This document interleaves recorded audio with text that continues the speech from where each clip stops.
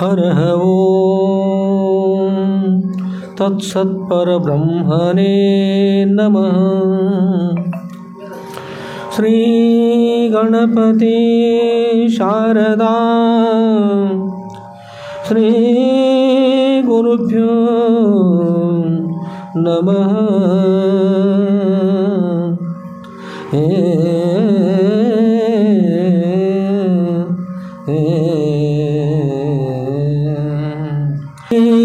सद्गुरु शुद्धलिङ्गयतिवरेण्यनं भासुरयोगी पुलतिलकनं पाशाष्टकदिं कुदिवनररुद्धरिपनं सुसुतिः मानसदिं भजिपेना भजिपेना भजिपेना। जय मंगलम जय नमः पार्वतीपतये शिव हर हर महादेव। राजाधिराज सद्गुरुनाथ शुद्धलिंगेश्वर महाराज की जय। साधु संत महाराज की जय। श्री गुरुदेव दत्त दत्त ಅವಧೂತ. ಪರಮ ಪೂಜ್ಯರಾಗಿರ್ತಕ್ಕಂಥ ಯಾವ ಶ್ರೋತ್ರಿಯ ಬ್ರಹ್ಮನಿಷ್ಠರಾದ ಅದ್ವೈತ ಸಾರ್ವಭೌಮ ಚಕ್ರವರ್ತಿಗಳಿರ್ತಕ್ಕಂಥ ಶ್ರೀಮ ಜಗದ್ಗುರು ಶ್ರೀ ಶ್ರೀ ಶ್ರೀ ಶುದ್ಧಲಿಂಗೇಶ್ವರ ಶಬ್ದರವರ ದಿವ್ಯ ಪಾದಕಮಲಗಳಲ್ಲಿ ನನ್ನ ಅನಂತಾನಂತ ಕೋಟಿ ಧೀರದಂತ ಪ್ರಣಾಮ ಸಮರ್ಪಿಸಿ, ಪರಮ ಪೂಜ್ಯರಾಗಿರ್ತಕ್ಕಂಥ ಯಾವ ಶ್ರೋತ್ರಿಯ ಬ್ರಹ್ಮನಿಷ್ಠರಾದ ಶ್ರೀಮ ಜಗದ್ಗುರು ಶ್ರೀ ಶ್ರೀ ಶ್ರೀ ಶುದ್ಧಲಿಂಗೇಶ್ವರ ಸದ್ಗುರುವರ ನಂದೀಶ್ವರಪುರದ ವರಕಮರಿ ಮಠದಲ್ಲಿ ಪ್ರಾರಂಭವಾಗಿರ್ತಕ್ಕಂಥ ಪರಮ ಪಾವನಮಯವಾಗಿರ್ತಕ್ಕಂಥ ಶ್ರೀ ಸದ್ಗುರು ಶುದ್ಧಲಿಂಗೇಶ್ವರ ವಿಜಯ ಲೀಲಾಕಲ್ಪದ ಬರ್ತಕ್ಕಂಥ ಗ್ರಂಥವನ್ನು ಮಂಗಲಮಯವಾಗಿರ್ತಕ್ಕಂಥ ಶ್ರಾವಣ ಮಾಸ ಆರಂಭದಿಂದ ಅವ್ಯಾಹತವಾಗಿ ಸದ್ಗುರುಗಳ ಶ್ರೀ ಕ್ಷೇತ್ರಕ್ಕೆ ಆಗಮಿಸಿ ಶ್ರವಣ ಮನ ನಿಧಾಸವನ್ನು ಮಾಡುವ ಸದಪೇಕ್ಷೆಗಳಂತವರಾಗಿ ಆಗಮಿಸಿರ್ತಕ್ಕಂಥ ಸರ್ವ ಸದ್ಭಕ್ತರ ಸೌಹೃದಯಕ್ಕೆ ಸಾಕ್ಷಿಭೂತವಾಗಿ ಬೆಳಗುವ ಆ ಸಚ್ಚಿದಾನಂದ ಘನ ಪ್ರಭು ಸ್ವರೂಪಕ್ಕೂ ಮನವಾದ ನಿಮಿಷಿ. ಆತ್ಮೀಯರೇ, ಇವತ್ತಿನ ವಿಷಯದಲ್ಲಿ ಪ್ರವೇಶ ಮಾಡಿ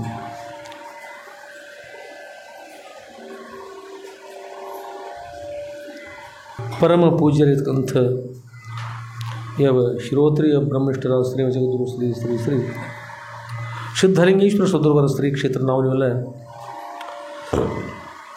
ಸದ್ಗುರುವರ ದಿವ್ಯ ಕರುಣೆಯಿಂದ ಶ್ರೀ ಸದ್ಗುರು ಸಿದ್ಧಲಿಂಗೇಶ್ವರ ವಿಜಯ ಲೀಲಾ ಕಲ್ಪದಿರುವಂತಕ್ಕಂಥ ಸದ್ಗುರುವರ ದಿವ್ಯ ಜೀವನ ಚರಿತ್ರೆ ನಾವು ನೀವೆಲ್ಲ ಶ್ರವಣ ಮಾಡ್ತಕ್ಕಂಥ ಹೋಗ್ತಾ ಇದ್ದೀವಿ.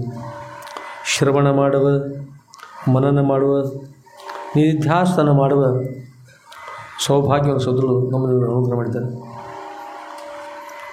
ನರಜನ್ಮದಿಂದ ಇಹದೊಳು ಮಿಗಿಲುಂಟೆ. ನರಜನ್ಮಕ್ಕಿಂತಲೂ ಮೋಕ್ಷ ಪಡೆಯುವಗೋಸ್ಕರವಾಗಿ ಇಹದೊಳು ಅಂದರೆ ಈ ಭೂಲೋಕದಲ್ಲಿ ಮಿಗಿಲಾಗಿರ್ತಕ್ಕಂಥದ್ದು ಏನಾದರೂ ಇದೆ ಅಂತ ವಿಚಾರ ಮಾಡಿದರೆ ಯಾವುದೂ ಮಿಗಿಲಿಲ್ಲ ಅಂತ. ನರಜನ್ಮ ಸರ್ವಶ್ರೇಷ್ಠವಾಗಿರ್ತಕ್ಕಂಥದ್ದು. ಯಾರು ನರಜನ್ಮವನ್ನು ಪಡೆದಿರುವರೋ ಅವರು ಹರನೇ ನಾನಿದ್ದೇನೆ ಅಂತಕ್ಕಂಥ ಮೂಲ ಸ್ವರೂಪವನ್ನು ಇರಲಿಕ್ಕೆ ಸಾಧ್ಯ ಆಗ್ತದೆ. ಅದು ಬೇರೆ ಯಾವ ಜನ್ಮದಲ್ಲಿ ಕೂಡ ಹಾಗೆ ಪಡಲಿಕ್ಕೆ ಸಾಧ್ಯ ಆಗ್ತಾಯಿಲ್ಲ. ಅದಕ್ಕೆ ನರಜನ್ಮ ಸರ್ವಶ್ರೇಷ್ಠವಾಗಿರ್ತಕ್ಕಂಥದ್ದು ಇರ್ತದೆ. ಅಂಥ ನರಜನ್ಮ ತೊಟ್ಕೊಂಡು ನಾವು ನೀವೆಲ್ಲ ಭೂಲೋಕಕ್ಕೆ ಆಗಮಿಸಿದ್ದೀವಿ. ಅದು ಎಂಥ ಸಮಯದಲ್ಲಿ ಆಗಮಿಸಿದ್ದೇವೆ ಅಂದರೆ ನಮ್ಮ ಜನನ ಮರಣಗಳನ್ನು ಕಳೀತಕ್ಕಂಥ ಮಹಾಸಾಮರ್ಥ್ಯಗಳು ಅಂತ ಸದ್ಗುರು ಯಾವಾಗ ಇಲ್ಲಿ ಅವತಾರ ಧಾರಣ ಮಾಡಿದ್ದಾರೋ ಅಂಥ ಸಮಯದಲ್ಲಿ ಕೆಲವೊಬ್ಬರು ಹಿರಿಯರ ಬಳಗ ಸದ್ಗುರುವರ ಸನ್ನಿಧಿ ತೆರಳಿ ಅವರ ಸೇವೆಯನ್ನು ಮಾಡಿ ಅವರ ದರ್ಶನವಾಗಿ ಅವರ ದಿವ್ಯ ಕೃಪಾಶೀರ್ವಾದ ಪಡ್ಕೊಂಡು ಧನ್ಯರಾಗಿದ್ದಾರೆ. ನಾವು ಕೂಡ ಸದ್ಗುರುವರ ಶಿಷ್ಯರು ಅವರಿಂದ ದೀಕ್ಷಾ ಪಡ್ಕೊಂಡು ಅವರು ಸನ್ಯಾಸ ದೀಕ್ಷೆ ಪಡ್ಕೊಂಡು ಎಲ್ಲ ಆಗ್ಬೇಕಂದ್ರೆ ಅವರು ಜನಿಸಿರ್ತಕ್ಕಂಥ ಸಮಯದಲ್ಲೇ ಅವತಾರ ಧಾರಣ ಮಾಡಿದ ನಾವು ಇರಬೇಕಲ್ರಿ. ನಾವು ಅವ್ರದ್ದು ಅವತಾರ ಧಾರಣ ಮಾಡಿದ ವಿದ್ಯೆಯನ್ನುಗೋಸ್ಕರ ನಮ್ಮದೆಲ್ಲ ಸಿಕ್ತು, ಅವ್ರ ಸೇವೆ ಸಿಕ್ತೆಲ್ಲ ಆಯಿತು. ಅವರು ಅವತಾರ ಧಾರಣ ಮಾಡದಿರ್ತಕ್ಕಂಥ ಸಮಯದಲ್ಲಿ ನಾವು ಒಂದು ವೇಳೆ ಜನಿಸಿದ್ರೆ ಈ ಕೆಲವೊಬ್ರು ಈಗಿನ ಕಾಲದಲ್ಲಿ ಜನಿಸಿರ್ತಕ್ಕಂಥವ್ರು ಕೆಲವು ಗುರುಗಳನ್ನು ನೋಡಲಿಕ್ಕೆ ಸಾಧ್ಯ ಇಲ್ಲ, ಚರಿತ್ರೆ ಅಷ್ಟೇ ಕೇಳಬೇಕು. ಸದ್ಗುರು ಅವತಾರ ಧಾರಣ ಮಾಡೋಕ್ಕಿಂತಲೂ ಮೊದಲು ಯಾರು ಜನಿಸಿದ್ರೆ ಅವ್ರು ನೋಡ್ಲಿಕ್ಕೆ ಸಾಧ್ಯ ಇಲ್ಲ. ಆ ಸಮಯಕ್ಕೆ ಆಗಲ್ಲ. ಅದು ಕೂಡ ಸದ್ಗುರು ದಿವ್ಯ ಕೃಪಾಶೀರ್ವಾದ. ಎಲ್ಲ ಸಮಯಕ್ಕೆ ಎಲ್ಲ ಆಗೋದಿಲ್ಲ ರೀ. ಸೌಭಾಗ್ಯ ಅಂತಕ್ಕಂಥದ್ದು ಒಂದು ವಿಶೇಷವಾದಂಥ ಅವಕಾಶತೆ ಅಂತಕ್ಕಂಥದ್ದು ಯಾವಾಗ ಸಿಗ್ತದಲ್ಲ ಆಗ ಅದನ್ನು ಪಡ್ಕೋಬೇಕು. ನಾವೆಲ್ಲ ಯಾವಾಗ ಪಡಿಬೇಕಂತೀವಿ ಆಗೆಲ್ಲ ಸಿಗೋದಿಲ್ಲ. ಅದು ಯಾವಾಗ ಆ ಒಂದು ಅವಕಾಶ ಸಿಗ್ತದೆ ಆ ಅವಕಾಶ ಸೋದ್ರು ನಾವು ಮಾಡ್ಕೋಬೇಕಾಗ್ತದೆ. ಈಗ ಒಂದು ದಿವಸಕ್ಕೆ 2 ಸಲ, ಕೇವಲ 2 ಸಲ ಒಂದು ದಿವಸಕ್ಕೆ ಬೆಳಗಿನ ರಾತ್ರಿ 12 ಗಂಟೆ, ಬೆಳಗಿನ 12 ಗಂಟೆ ಸಮಯದಲ್ಲಿ ಗಡಿಯಾರ ನೋಡ್ಕೊಡ್ರಿ. ಗಡಿಯಾರ ತಿರುಗು ಗಡಿಯಾರ ಇರ್ತಲ್ಲ, ಅದರೊಳಗೆ ತಾಸಿನ ಒಂದು ಮುಳ್ಳು ಕಾಟ ಇರ್ತಲ್ಲ, ಅದು ನಿಮಿಷದ ಕಾಟ, ಸೆಕೆಂಡ್ ಕಾಟ ಯಾವಾಗ ಇರ್ತದೆ? ಬರೋಬ್ಬರಿ 12 ಗಂಟೆ ಆದ 3 ಕೂಡಿರ್ತಾವೆ. ಎಷ್ಟು ತನಕ ಇರ್ತಾವೆ? ಒಂದು ಸೆಕೆಂಡ್ನೊಳಗೆ ಹೋಗ್ಬಿಡ್ತಾವೆ, ಬದಲಾಗಿಬಿಡ್ತಾವೆ. ಅವಕಾಶ ಸಿಗೋದು ಒಂದು ಸೆಕೆಂಡ್ ಅಷ್ಟು. ಒಂದು ಸೆಕೆಂಡ್ ಒಳಗೆ ಕೂಡಿರ್ತಕ್ಕಂಥ 3 ಅಗಲು ಹೋಗ್ಬಿಡ್ತಾವೆ. ಅಂದ್ರೆ ನಮ್ಮ ಅವಕಾಶ ಎಷ್ಟು ಸಮಯದಲ್ಲಿ ಬರ್ತದೆ, ಎಷ್ಟು ಸಮಯದಲ್ಲಿ ಹೋಗ್ಬಿಡ್ತದೆ ಅಂತ ಗೊತ್ತಿಲ್ಲ. ನಾವು ನೀವೆಲ್ಲ ಜನಿಸಿ ಬಂದಿದ್ದೀವಿ ಮನುಷ್ಯರಾಗಿ. ಸಿಕ್ಕಿರ್ತಕ್ಕಂಥ ಈ ಮಾನವ ಜನ್ಮದ ಅವಕಾಶ ಗಡಿಯಾರ ಕಾಟದ ಅವಕಾಶ ಇದ್ದಾಗ ಒಂದೇ ಒಂದು ಕ್ಷಣದಲ್ಲಿ ಕೂಡಿರ್ತಕ್ಕಂಥ 3 ಕಾಟ ಒಂದು ಕ್ಷಣದೊಳಗೆ ಬದಲಾಗಿಬಿಡ್ತಲ್ಲ. ಮುಂದೆ ಹೋಗಿರ್ತಕ್ಕಂಥ ಕಾಟ ಮರಳಿ ಬರ್ತದೆ. ಒಂದು ವೇಳೆ ಮುಂದೆ ಹೋಗಿರ್ತಕ್ಕಂಥ ಕಾಟ ಮರಳಿ ಬರ್ತದೆ, ಗಡಿಯಾರ ಕೆಟ್ಟದ್ದು. ಅದರ ಅರ್ಥ ಗಡಿಯಾರ ಸರಿಯಿಲ್ಲ, ಗಡಿಯಾರ ಕೆಟ್ಟದ್ದು. ಮುಂದೆ ಹೋಗಿರ್ತಕ್ಕಂಥದ್ದು ಹಿಂದೆ ಅದು ಗಡಿಯಾರ ಬರ್ಲಿಕ್ಕೆ ಸಾಧ್ಯ ಇಲ್ಲ. ಕೋಟಿ ಕೊಟ್ಟರು ಏನಾಗೋದಿಲ್ಲ, ಹೋದ ಸಮಯವನ್ನು ತಂದು ಕೊಡಲಿಕ್ಕೆ ಸಾಧ್ಯ ಇಲ್ಲ ಅಂತ. ಅದರಿಂದ ಇಲ್ಲಿ ಮನುಷ್ಯ ಈ ನರಜನ್ಮದಿಂದ ದೇಹದೊಳಗೆ ಮಿಗಿಲುಂಟೆ. ನರಜನ್ಮದಕ್ಕಿಂತಲೂ ಇದರಲ್ಲಿ ಮತ್ತೊಂದು ಬೇರೆ ಯಾವುದೂ ಶ್ರೇಷ್ಠ ಇಲ್ಲ. ಈ ಜನ್ಮ ಬಂದಾಗ ಇನ್ನೂ ಕೂಡ ಕೆಲವು ಸಲ ಸಂತರು ಕೂಡ ನರಜನ್ಮ ಬಂದಾಗ ನಾಲಿಗೆ ಇದ್ದಾಗ ನಾರಾಯಣ ಎನ್ನಬಾರದೆ. ನರಜನ್ಮ ಬಂದದಪ್ಪ, ನಾಲಿಗೆ ಹೋಗಿಲ್ಲ. ಅದು ಇಂಥ ಸಮಯ ನಾರಾಯಣ ಅಂತ ಎನ್ನಬಾರದೆ ಅಂತ ಹೇಳ್ತಾರೆ. ಅದರಿಂದ ಈ ಪರಮ ಪವಿತ್ರ ಇರತಕ್ಕಂಥ ಸಮಯ ಕೂಡ ಭಾಳ ಶ್ರೇಷ್ಠ. ನಾವೆಲ್ಲ ಮನುಷ್ಯರಾಗಿ ಜನಿಸಿ ಬಂದೀವಿ. ಮನುಷ್ಯ ಆಗಿ ಜನಿಸಿ ಬರೋಷ್ಟೇ ಅಲ್ಲ, ಮನುಷ್ಯತ್ವ ಕೂಡ ಭಾಳ ಮುಖ್ಯ ಇರ್ತದೆ. ಎಷ್ಟೋ ಜನ ಮನುಷ್ಯ ಬಂದಿರ್ತಾರೆ. ಈಗ ಕಬ್ಬಿನ ತೋಟಗಳಲ್ಲಿ ಒಮ್ಮೆ ಭಾಳ ಚಲೋ ಬಂದಿದ್ದಾರೆ. ಇನ್ನು ಮೆಣಸಿನ ಗಿಡಗಳು ಮತ್ತು ಬದನೆ ಗಿಡ ಇದ್ರೆ ಪಡ ಅಂತಾರೆ, ಭಾಳ ಚೆನ್ನಾಗಿ ಬೆಳೆದ್ರೆ ಅಂತಲ್ಲಿ ಕೆಲವೊಂದು ಗೊಂಬೆಗಳು ಮಾಡಿರ್ತಾರೆ ನೋಡ್ರಿ. ಗೊಂಬೆಗಳ ದೊಡ್ಡ ಗೊಂಬೆ ಮಾಡಿ ಏನು ಮಾಡ್ತಾರೆ, ಹೆಗಲ ಮೇಲೆ ಕೈ ಹಾಕಿ ಒಬ್ರು ನಿಂತಿರ್ತಾರೆ. ಕೊರಳ ರಟ್ಟಿನ ಡಬ್ಬಿ ತೊಗೊಂಡು ರೇಡಿಯೋ ಮಾಡಿರ್ತಾರೆ. ನಂದಿಯೋ ತೋಟಕ್ಕಿರ್ತಾರೆ. 1-2 ಕಣ್ಣು ಮಾಡಿದ್ರು, ತೂತ ತೆಗೆದ ಮೇಲೆ ಸುಣ್ಣ ಬರೋದು, ಕಣ್ಣು ಮಾಡಿ ಚಿತ್ರ ಮಾಡಿದರು ಎಲ್ಲ ಮಾಡಿ ಬಂದವ್ರು ನನ್ನವರು. ಏನು ರೀ ಥಿಯೇಟ್ರ್ ಮನುಷ್ಯನಾಗ್ಯದಲ್ಲ, ಭಾರಿ ಆಗಿದ್ರಪ್ಪ. ಏನದು ಥೇಟ ಮನುಷ್ಯ ಅಂತ. ಮೇಲ್ಭಾಗ ಏನಂದ್ರೆ ಇದಕ್ಕೆ ಮಣ್ಣಿನ ಗಡಿಗೆ ಅದು, ಎರಡು ಕಣ್ಣು ತೂತಾತದ, ಮೇಲ್ಭಾಗ ಸುಣ್ಣಲೆ ಬರ್ದಾರ. ಕೆಳಗೆ ಕಬ್ಬಿನ ರವದೆ ಹಾಕ್ಯಾರ, ಒಬ್ಬೊಬ್ಬರು ಭತ್ತದ ಹಾಕಿರ್ತಾರೆ, ಉದ್ದ ಕೈ ಮಾಡ್ಯಾರ, ಒಳಗೆ ಕಟಿ ಹಾಕ್ಯಾರ, ಈಗ ಮಾಡ್ಕೊಂಡಿರ್ತಾರೆ. ಎಂದು ನಿಂತಾವೋ ಅವ ಇನ್ನತ್ ಕೈ ಅದಾವ ಗೊತ್ತಿಲ್ಲ. ಇಷ್ಟ ಅದು ಕೈ ಸೋಲುವುದಿಲ್ಲ, ಕೈ ಅದು ಸೋಲುದಿಲ್ಲ ಹೇಳ್ರಿ ನೋಡೋಣ. ನಿಮ್ಮಂದ್ರೆ ಮಾಡ್ತಿದ್ರಿ ಹಂಗೆ. ಯಾಕಂದರೆ ಶ್ವೇತರ ಜ್ಞಪ್ತಿ ಶೂನ್ಯತ್ವಂ ಜಡತ್ವಂ. ತನ್ನ ಜ್ಞಾನ ತನಗೆ ನಾನು ಗೊಂಬೆ ಇದ್ದೇನೆ, ಥೇಟ ಮನುಷ್ಯ ಇದ್ದೇನೆ ತಿಳಿದದಕ್ಕೆ. ಅಥವಾ ಬಂದು ನೋಡೋರು ಥೇಟ ಮನುಷ್ಯ ಇದ್ದಾನೆ ಅಂತ ಹೇಳ್ತಾರೆ, ನಾನು ಮನುಷ್ಯ ಅನುವಾರ ಅಂತೇಳಿ ನ್ಯಾಯ ತೆಗೆತದನು. ಇದಕ್ಕೆ ಏನು ಕಾಣ್ತಾ ಇಲ್ಲಿ ನ್ಯಾಯದು? ಅದಕ್ಕೇನಿಲ್ಲ. ಅದಕ್ಕೆ ಶ್ವೇ ಅಂದ್ರೆ ಸ್ವ, ಇತರದ ಅನ್ಯರ ಜ್ಞಾನ ಶೂನ್ಯತ್ವಂ. ಎರಡೂ ಜ್ಞಾನ ಅದಕ್ಕೆಲ್ಲ ಶ್ವೇತರ ಜ್ಞಾನ ಶೂನ್ಯತ್ವಂ ಜಡತ್ವಂ. ಯಾವುದಕ್ಕೆ ಎರಡೂ ಜ್ಞಾನ ಅದಕ್ಕೆ ಜಡ ಅಂತಾರೆ, ಯಾವುದಕ್ಕೆ ಎರಡೂ ಜ್ಞಾನ ಚೇತನ ಅಂತಾರೆ. ಅದಕ್ಕೆ ನಿಮ್ಮ ಬಗ್ಗೆ ನಿಮ್ಗೆ ತಿಳಿದದ, ಅನ್ಯರ ಬಗ್ಗೆನೂ ತಿಳಿದದ. ನೀವು ಚೇತನ ಸ್ವರೂಪ ಇದ್ರಿ. ಯಾವುದು ಚೇತನ ಅದ ಪರಮಾತ್ಮ ಸ್ವರೂಪದ, ಯಾವುದು ಅಚೇತನದ ಈ ಪಂಚಮಹಾಭೂತಗಳಲ್ಪಟ್ಟಂಥದ್ದು ಪಂಚಮಹಾಭೂತ ಕಾರ್ಯ. ಇದು ಮಾಯಾಂಶ ಇರತಕ್ಕಂಥದ್ದು, ಅವಿದ್ಯಾವಂಶ ಇರತಕ್ಕಂಥದ್ದು, ಇದು ಮಿಥ್ಯದ. ನೀವು ಸತ್ಯವಾಗಿದ್ದೀರಿ. ಇದನ್ನು ತಿಳಿಬೇಕಾದ್ರೆ ಬೇಕಾಗಿರ್ತಕ್ಕಂಥ ಜನ್ಮ ನರಜನ್ಮ. ಇಂಥ ನರಜನ್ಮ ಬಂದಾಗ ಕೂಡ ಅದನ್ನು ಸದುಪಯೋಗ ಮಾಡ್ಕೊಳ್ಳೋದು ಕೂಡ ಭಾಳ ಮಹತ್ವ ಇರ್ತದೆ. ಸದುಪಯೋಗ ಮಾಡ್ಕೊಳ್ಳೋದು ಕೂಡ ಭಾಳ ಮಹತ್ವ ಇರ್ತದೆ. ಇದು ಕೂಡ ನರಜನ್ಮ ಬಂದಾಗ ಸದುರ್ವರ ಸರಿ ನಾವೆಲ್ಲ ಬರ್ತಾಯಿದ್ದೀವಿ ಅಂತ ಸಾಧ್ಯತೆ ಎಲ್ಲರಿಗೂ. ಎಲ್ಲ ಅನುಕೂಲತೆ ಇದ್ದರೂ ಬರ್ದೋದಿಲ್ಲ ರೀ. ಇನ್ನು ಕೆಲವೊಬ್ಬರು ಅನುಕೂಲ ಇರೋದಿಲ್ಲ, ಬರಬೇಕಂತ ಅಪೇಕ್ಷೆ ಪಡ್ತಾರೆ. ಉದಾಹರಣೆಗೆ ಈಚೆಡೆ ಭಾಗ ಬಿಟ್ಟು ಆಚೆಡೆ ಭಾಗ ಸ್ವಲ್ಪ ವಿಚಾರ ಮಾಡಿ. ಹೆಣ್ಮಕ್ಳು ಪರಾಧಿ ಇರ್ತಾರೆ. ಪರಾಧಿ ಅಂತ ಶಾಸ್ತ್ರ ಬರ್ತದೆ, ನಾಸ್ತಿ ಸ್ವತಂತ್ರ ಸಮಂ ಸುಖಂ, ನಾಸ್ತಿ ಪರತಂತ್ರ ಸಮಂ ದುಃಖಂ. ಪರತಂತ್ರ ಸಮಾನವಾಗಿರ್ತಕ್ಕಂಥ ದುಃಖ ಇಲ್ಲ ಜಗತ್ತಿನಲ್ಲಿ, ಸ್ವತಂತ್ರಕ್ಕೆ ಸಮಾನವಾಗಿರ್ತಕ್ಕಂಥ ಸುಖ ಇಲ್ಲ ಅಂತೇಳಿ. ಅದಕ್ಕೆ ಸ್ವತಂತ್ರ ಅಂತಕ್ಕಂಥದ್ದು ಕೂಡ ಬಹಳ ಶ್ರೇಷ್ಠವಾಗಿರ್ತಕ್ಕಂಥದ್ದು. ಈಗ ಇಲ್ಲಿ ಮಠಕ್ಕೆ ಬರಬೇಕಾದ್ರೆ, ಆ ತಾಯಿಂದರು ಬರಬೇಕಾದ್ರೆ ಮನೆಯೊಳಗೆ ಅವ್ರ ಪತಿಯವರು ಒಪ್ಪಿರಬೇಕು, ಅವ್ರ ಅತ್ತೆಯವರು ಒಪ್ಪಬೇಕು, ಅವ್ರ ಮಾವನವ್ರು ಒಪ್ಪಬೇಕು, ಅವ್ರ ಭಾವ ಒಪ್ಪಬೇಕು. ಹುಡುಗರು ಅಳ್ತಕ್ಕಂಥ ಹುಡುಗರು ಅಮ್ಮ ನಾನು ಬರ್ತೀನಿ ಅಂದರೆ ಅವು ಬಂದ್ರೆ ಇಲ್ಲಿ ಹೇಳ್ತಿರ್ತಾರೆ, ತರಬೇಕಾದ ತೊಂದರೆ. ಒಂದು ವೇಳೆ ತಂದ್ರೆ ಹತ್ರ ತಂಗಿ ಆ ಕ್ವಶನ್ ತೊಡಸ್ವಪ್ಪ ಅಂತ ಮುಂದೆ ಹೋಗವ, ಇಲ್ಲಿ ಕೂಡ್ಕೊಡೋದಿಲ್ಲ. ಇಷ್ಟೆಲ್ಲ ಮಾಡ್ಕೊಂಡು ಕಷ್ಟಪಟ್ಟು ಬರಬೇಕು. ಸ್ವತಂತ್ರತೆ ಅದರಲ್ಲಿ ಸ್ವತಂತ್ರ, ಹೆಣ್ಮಕ್ಳಿಗೆ ಸ್ವತಂತ್ರ ಇರೋಲ್ಲ.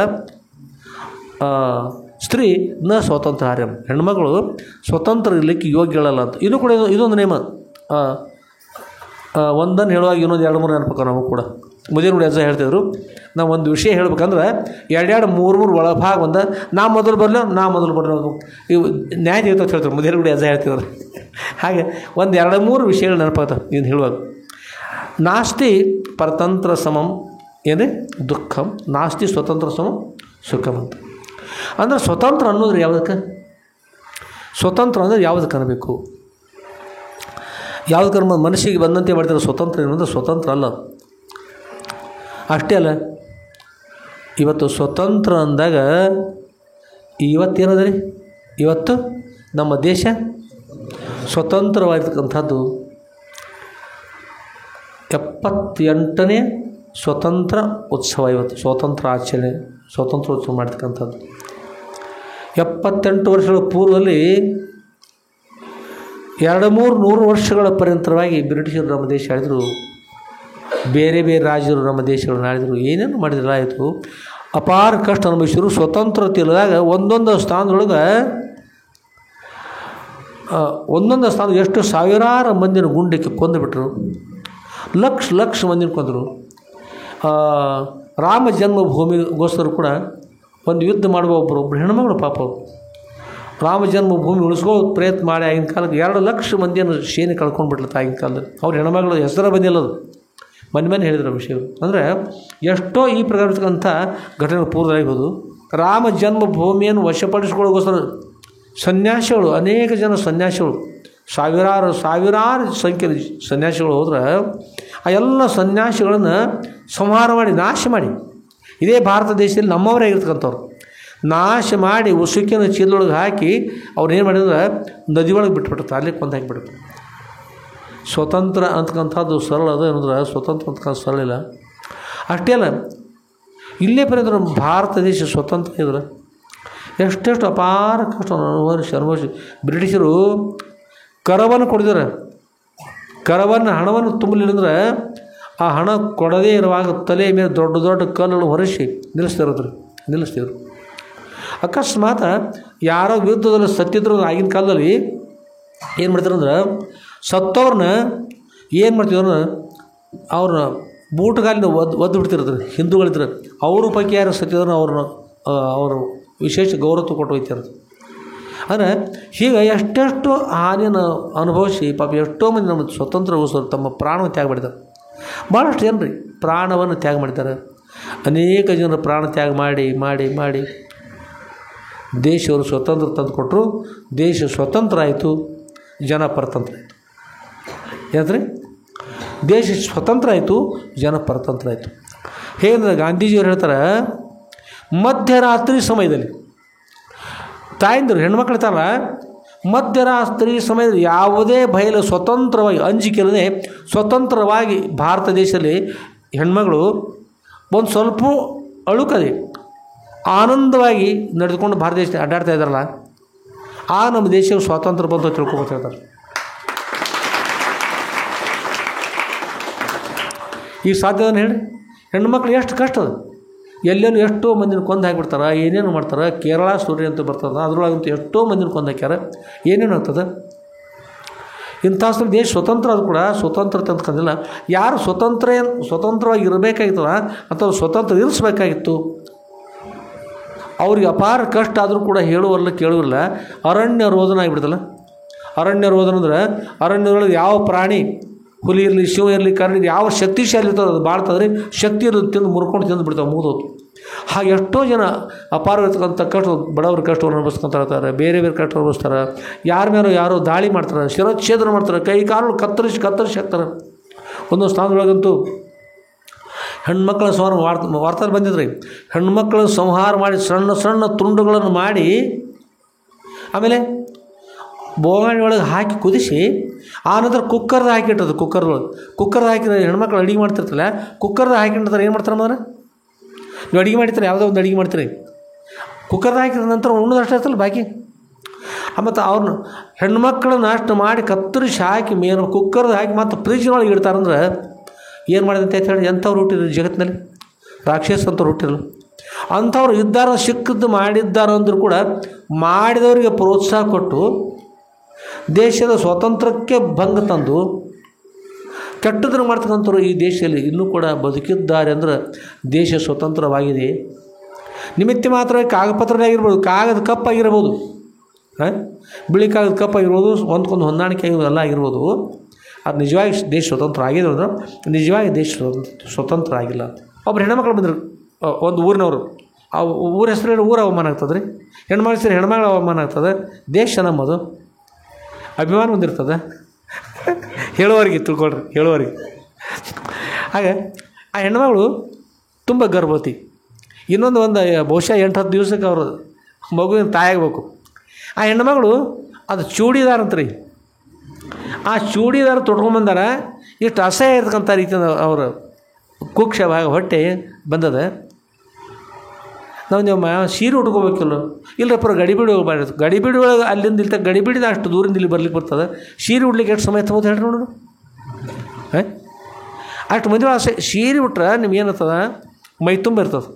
ಹೆಣ್ಣುಮಕ್ಕಳು ಅಂಗಾಂಗಗಳು ಇಷ್ಟು ಕೈ ಕಾಣಿಸ್ಬೇಕು, ಪಾದ ಕೆಳಗಿನ ದಡಿ ಹುಟ್ಟಿರ್ತಿರಲ್ಲ ಸೀರೆ ಸ್ವಲ್ಪ ಅಕಸ್ಮಾತ್ ಗಾಳಿ ಹಿಂದೆ ಸರಿದ್ರೆ ಪಾದ ಕಾಣಿಸ್ಬೇಕು, ಮುಖ ಸ್ವಲ್ಪ ಮುಖ ಕಾಣಿಸ್ಬೇಕು. ಇಷ್ಟಾದ್ರೆ ಮುಗೀತು.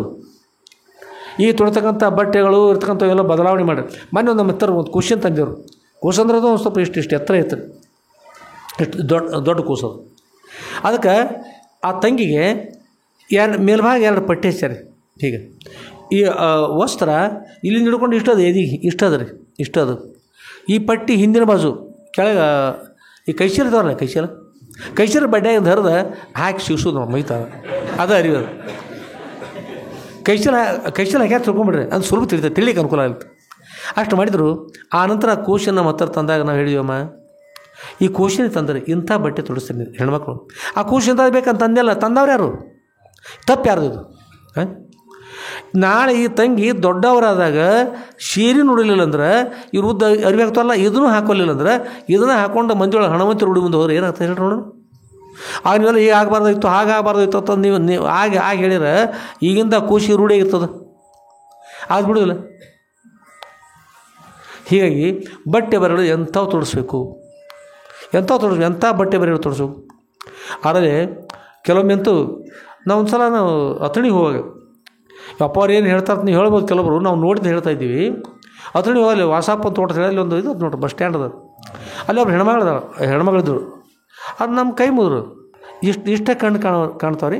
ಮೇಲ್ಭಾಗ ಒಂದು ಸ್ವಲ್ಪ ಆ ತಲೆಗೆ ಸುತ್ತಾರ, ಗಂಡ್ಮಕ್ಳು ಸುದ್ದಂಗೆ ಏನು ಮುಖ ಏನು ಮಾಡ್ಯಾರ ಮರ್ಯಾದ ಅದ್ರೊಂದು ಆಸೆ ಇಷ್ಟ ಕೈ ಮುದ್ರಿ. ನಮ್ಗೆ ಆಶ್ಚರ್ಯ ಹೊತ್ತಾಗ ನೋಡಿದ್ವಿ ನಾವು. ಅದ್ರೊಳಗಿಂದ ಆಸೆ ಸಣ್ಣ ಕುಂಕುಮ ಕಾಣ್ತಾ ಅಷ್ಟೊಳಗೆ ಇವ್ರು ಹಿಂದೂಗಳದ ಅದ್ರ ಮೇಲೆ ಗುರ್ತಾತ ನಾವು. ಅಂದರೆ ಅಷ್ಟು ಮಾಡ್ಕೊಂಡು ಹೋಗ್ತಕ್ಕಂಥದ್ದು ಏನು ವಿಷಯ, ಎಲ್ಲ ಸೀರೆ ಉಟ್ಕೊಂಡು ಹೋಗಿರ್ತಾರೆ. ಆ ಪ್ರಕಾರ ಇದ್ರೆ ನಮ್ಮ ಧರ್ಮವನ್ನು ನಾವು ಪಾಲಿಸಿದ್ರೆ ಧರ್ಮೋ ರಕ್ಷತೆ ರಕ್ಷಿತ, ಧರ್ಮವನ್ನು ಯಾರು ಕಾಪಾಡ್ತಾರೆ ಅವ್ರ ಧರ್ಮ ರಕ್ಷಣೆ ಮಾಡ್ತಾರೆ. ಧರ್ಮ ಹಂತ್ಯಂತಾರಕ, ಧರ್ಮವನ್ನು ಯಾರು ಹಾನಿ ಮಾಡ್ತೀರಿ ಕೊಲ್ತೀರಿ ಅದು ಯಾರನ್ನೂ ಕೊಲ್ಲೋದಿಲ್ಲ. Current ಹಿಡಿದವ್ರನ್ನ current ಕೊಲ್ತದ, ಹಿಡಿಯಲ್ದವ್ರು ಕೊಲ್ಲೋದಿಲ್ಲ. ಯಾರು ಅಧರ್ಮ ಮಾಡ್ತಾಯಿದ್ದೀರಿ, ಮನುಷ್ಯಗೆ ಬಂದಂಗೆ ಮಾಡ್ತಾಯಿದ್ದೀರಿ, ವಿಪರೀತ ಮಾಡ್ತಾಯಿದ್ದೀರಿ, ಅವ್ರನ್ನ ಏನು ಮಾಡ್ತದೆ ಧರ್ಮವೇ ಹಾನಿ ಮಾಡ್ತದೆ. ಏಕೆಂದ್ರೆ ಅದನ್ನು ಹಾನಿ ಮಾಡಿದವ್ರು ಯಾರು? ಅದಕ್ಕಾಗಿ ಮೊದಲು ತಾಯಂದಿರು ತಂದೆಗಳು ನಿಮ್ಮ ಮಕ್ಕಳಿಗೆ ಎಂಥ ಬಟ್ಟೆಯನ್ನು ತೊಡಿಸ್ಬೇಕು ನೆನ್ಪಿಟ್ಕೊಡ್ರಿ. ಎಂಥ ಬಟ್ಟೆ, ಮೈ ತುಂಬ ಬಟ್ಟೆ ಇರಲಿ, ಮರ್ಯಾದೆ ಇರಲಿ, ಅವಮರ್ಯಾದೆ ಆಗಬಾರ್ದು. ಇಷ್ಟು ಸುತ್ತು ಬಳಸಿ ಹೇಳ್ತಕ್ಕಂಥ ಏನು ಕಾರಣ, ನಮ್ಮ ದೇಶದ ಸಂಸ್ಕೃತಿ ನಮ್ಮವ್ರು ಉಳಿಸ್ಕೊಂಡ್ರೆ ಈ ನಿಮ್ಮ ಮನೆ ಕಸವನ್ನು ಯಾರಾದರೂ ಬಂದು ಹೊಡಿತಾರೆ. ನಿಮ್ಮ ಮನೆ ಕಸವನ್ನು ಯಾರು ಹೊಡಿಬೇಕು? ನಿಮ್ಮ ಮನೆ ಕಸವನ್ನು ನೀವು ಹೊಡಿಬೇಕು. ನಿಮ್ಮ ದೇಶದ ಸಂಸ್ಕೃತಿ ನೇಮ ಕಾಯ್ಬೇಕು. ಪರಮ ಪವಿತ್ರವಾಗಿರ್ತಕ್ಕಂಥ ಭಾರತ ದೇಶದ ಈ ಭಾರತ ದೇಶದಲ್ಲಿ ಇದ್ದುಕೊಂಡು ಅನ್ಯ ದೇಶಗಳ ಹೀನ ಸಂಸ್ಕೃತಿ ನಾವು ಪಾಲಿಸ್ಕೊಂಡಿದ್ರೆ ಅದು ಏನು ಪ್ರಯೋಜನ. ಅದಕ್ಕೆ ತಾಯಿಂದ್ರೆ ಪರಮ ಪವಿತ್ರ ಇರಬೇಕು. ಕೆಲವೊಬ್ಬರಂತೂ ಈಗಿನ ಒಂದು ದೃಷ್ಟಿಯಿಂದ ವಿಚಾರ ಮಾಡಿದಾಗ ಬಂದು ಯಾರು ಹೇಳ್ತಿರ್ತಾರೆ, ಅಪ್ಪ ಅವ್ರ ನಮ್ಮವರು ಹುಡುಗರು ಯಾರೂ ಎಲ್ಲರು ಹೋದವ್ರು ಬಂದಿಲ್ಲರಪ್ಪ ಅವ್ರ 15 ದಿವಸ ಹತ್ರಪ್ಪ ಅವ್ರ ಫೋನು ಮಾಡಿಲ್ರಿ, ಫೋನ್ ಬಿಟ್ಟು ಹೋಗ್ಯಾರಿ, ಹಚ್ಚಿರನು ಎತ್ತಿಲ್ರಿ ಬೇರೆಯವ್ರ ಕಡೆ, ಮತ್ತು ಬೇರೆ ಒಯ್ದವ್ರು ಹಚ್ಚಿಲ್ರಿ, ಕೆಲವ್ರು ಬಿಟ್ಟು ಹೋಗ್ಯಾರಿ, ಬಂದಿಲ್ಲರಪ್ಪ ಅವ್ರ ಹೋದವ್ರು ಹತ್ತ. ಕಾರಣ ಸ್ವತಂತ್ರ. ನಾವೇನು ಹೇಳ್ತೀರಿ, ನಾವು ಸ್ವತಂತ್ರ. ಇದೆಲ್ಲ ಸ್ವತಂತ್ರ ಮನುಷ್ಯ ಬಂದ ಮಾಡೋದು. ಇವ್ರು ಗಂಡು ಮಕ್ಕಳು ಇರ್ಬೋದು, ಹೆಣ್ಮಕ್ಳು ಇರ್ಬೋದು ರೀ. ಇಂಥದ್ದೆಲ್ಲ ಹೀನ ಸಂಸ್ಕೃತಿ ನಮ್ಮ ದೇಶದ ಸಂಸ್ಕೃತಿ ಅಲ್ಲ, ವಿದೇಶ ಅದು ಹೀನ ಸಂಸ್ಕೃತಿ ವಿದೇಶದಲ್ಲಿ. ಒಬ್ರು ಇಲ್ಲವರು ಅಮೇರಿಕ ಹೋಗಿರತ್ತೆ ರೀ. ವಿದೇಶದ ಸಂಸ್ಕೃತಿ ಹೇಗಿರ್ತಂದ್ರೆ ಇಲ್ಲವ್ರೊಬ್ರು ಹೋಗಿದ್ರು ಭಾರತದವರು. ಅಲ್ಲಿ ಹೋಗಿ ನೋಡ್ತಾರೆ, ಭಾಳ ಸಂತೋಷ ಅಷ್ಟೇ ರೀ. ಅಲ್ಲಿ ಹೆಣ್ಮಗಳು ನೋಡಿ ಇಷ್ಟು ಸಂತೋಷ ಆಯ್ತು, ಭಾಳ ಸಂತೋಷ. ತಪ್ಪಿ ಆ ಹೆಣ್ಮಗಳು ಭಾರತಕ್ಕೆ ಬಂದಿದ್ದಳೇನೋ ಕಾಣ್ತದೆ ತಪ್ಪಿ. ಆಗ ಒಂದು ಸೀರೆ ಉಟ್ಟಿದ್ರಂತ, ಸೀರೆ ಉಟ್ಕೊಂಡು ಪತಿ ತೀರ್ಕೊಂಡಾರ್ರಿ. ಪಾಪ ಪತಿ ಮೇಲೆ ಎಷ್ಟು ಭಕ್ತಿ ಇರಬೇಕು. ಅವ ಹೆಣ್ಮಗಳು ನೋಡಿ ಕೈ ಮುಗಿದ, ತಾಯಿ ನಿನ್ನಂಥ ತಾಯಿ ನಮ್ಮಲ್ಲಿಲ್ಲಮ್ಮ. ಭಾರತದೊಳಗೆ ಕೆಲವೊಬ್ರು ಇಷ್ಟ ಬಟ್ಟೆ ತೊಗೊಂಡು ಮೇಲೆ ಪಟ್ಟಿ ಹಾಕೋತ, ಪಟ್ಟಿಯದು ಹಿಂದಿನ ಬಾಜು ಕಟ್ರಿ ಹೇಳೋಕ್ಕಾಗೋದಿಲ್ಲ. ಕೈ ಚೀರೋದು ಹೊರಗೆ ಕೊಡ್ಗತ್ತೇವ ಹೆಣ್ಮಕ್ಳು. ಹೆಣ್ಮಕ್ಳು ಅಂತಾರೆ, ತಾಯಿ ನೀ ಧನ್ಯ ಕೃತಾರ್ಥರು, ನಿತ್ಯ ಮುಕ್ತಿ, ನಿನ್ನಂಥ ನಮ್ಮ ದೇಶ ಸಿಗಲಿಕ್ಕೆ ಸಾಧ್ಯ ಇಲ್ಲ ಅಂತ್ಕೊಂಡು ಅಮೇರಿಕಾದವ್ರಿಗೆ ಹೊಗಳಿ ಹೇಳಿ ತಾಯಿ ಇದು ಏನು ಅಂತ ಕೇಳಿದಾಗ ಅವ್ರು ಹೇಳಿದರು, ನನ್ನ ಪತಿಯ ಸಮಾಧಿ ಅಂತ ಹೇಳಿದ್ರು. ಅವ್ರು ಪತಿಯ ಸಮಾಧಿ, ಪತಿ ತೀರ್ಕೊಂಡು ಸಹಿತ ಅಷ್ಟು ಭಕ್ತಿ ಅದಲ್ಲ, ಗಾಳಿ ಬೀಸ್ತಾ ಇದ್ದಾರೆ ತಂದು ಹೇಳಿ ಇದ್ದವ್ರಿಗೆ ಬೀಸ್ತಾರೆ ಗಾಳಿ. ಕೆಲವು ಜೋರಲ್ಲಿ ಹೋಗಿ ಬಡ್ದು ಅತ್ತ ಹೋಲಿ ಒಂದು ಹಂಗೂ ಬೀಸ್ಬೋದು, ಹೇಳೋಕ್ಕಾಗೋದಿಲ್ಲ. ಆದರೆ ನಮ್ಮಲ್ಲಿ ಹಾಗಿದ್ರೆ ನಿಮ್ಮಲ್ಲಿ ಹೀಗದಮ್ಮ, ಎಷ್ಟು ಪರಮ ಪವಿತ್ರ ಅಂತ ಸಂತೋಷಪಟ್ಟು ಅವ್ರಿಗೆ ನಮಸ್ಕಾರ ಮಾಡಿದರು. ಪತಿಯ ಸಮಾಧಿ ಗಾಳಿ ಬೀಸಾಕ್ತಾರೆ ಹೆಣ್ಮಗಳು. ವಿದೇಶದೊಳಗೆ ಹೇಳ್ತಾರೆ, ನಮ್ಮ ದೇಶದಲ್ಲ ಅದು. ಪತಿ ತೀರ್ಕೊಂಡು ಏನು ಮಾಡಿರಲಿ, ಶರಗದಿಂದ ಗಾಳಿ ಬೀಸ್ತಾರಂತ್ರಿ. ಎಲ್ಲಿ ಹಣದಲ್ಲ ಬೇಡ ನಮ್ಮಲ್ಲಿ ಶರಗನ ಹಿಂದಿನ ಬಾಜು ಹಾಕಿದ್ರು, ಬೀಸೋದು ಹೋಗತ್ತಾಳೆ ಅಂತಾಳೆ. ಹಿಂದಿನ ಬಾಜು ಏನು ಸೈಡ್ ಶರಗ ಏನು ಅಂತ ಮಾತಾಡ್ತಾರೆ, ಬೇರೆ ಹಾಕಿದ್ರೆ ತೊಂದರೆ ಇರ್ತಲ್ಲ. ಅದಕ್ಕೆ ನಮ್ಮಲ್ಲಿ ಸೈಡ್ ಶರಗ ಬಿಡತ್ತಾರು. ಅಲ್ಲಿ ಅದು ಎಷ್ಟು ಶ್ರೇಷ್ಠ ಅಂತ ಅಲ್ಲಿ ಅವ್ರು ಹೋಗಿರುತ್ತೆ ರೀ.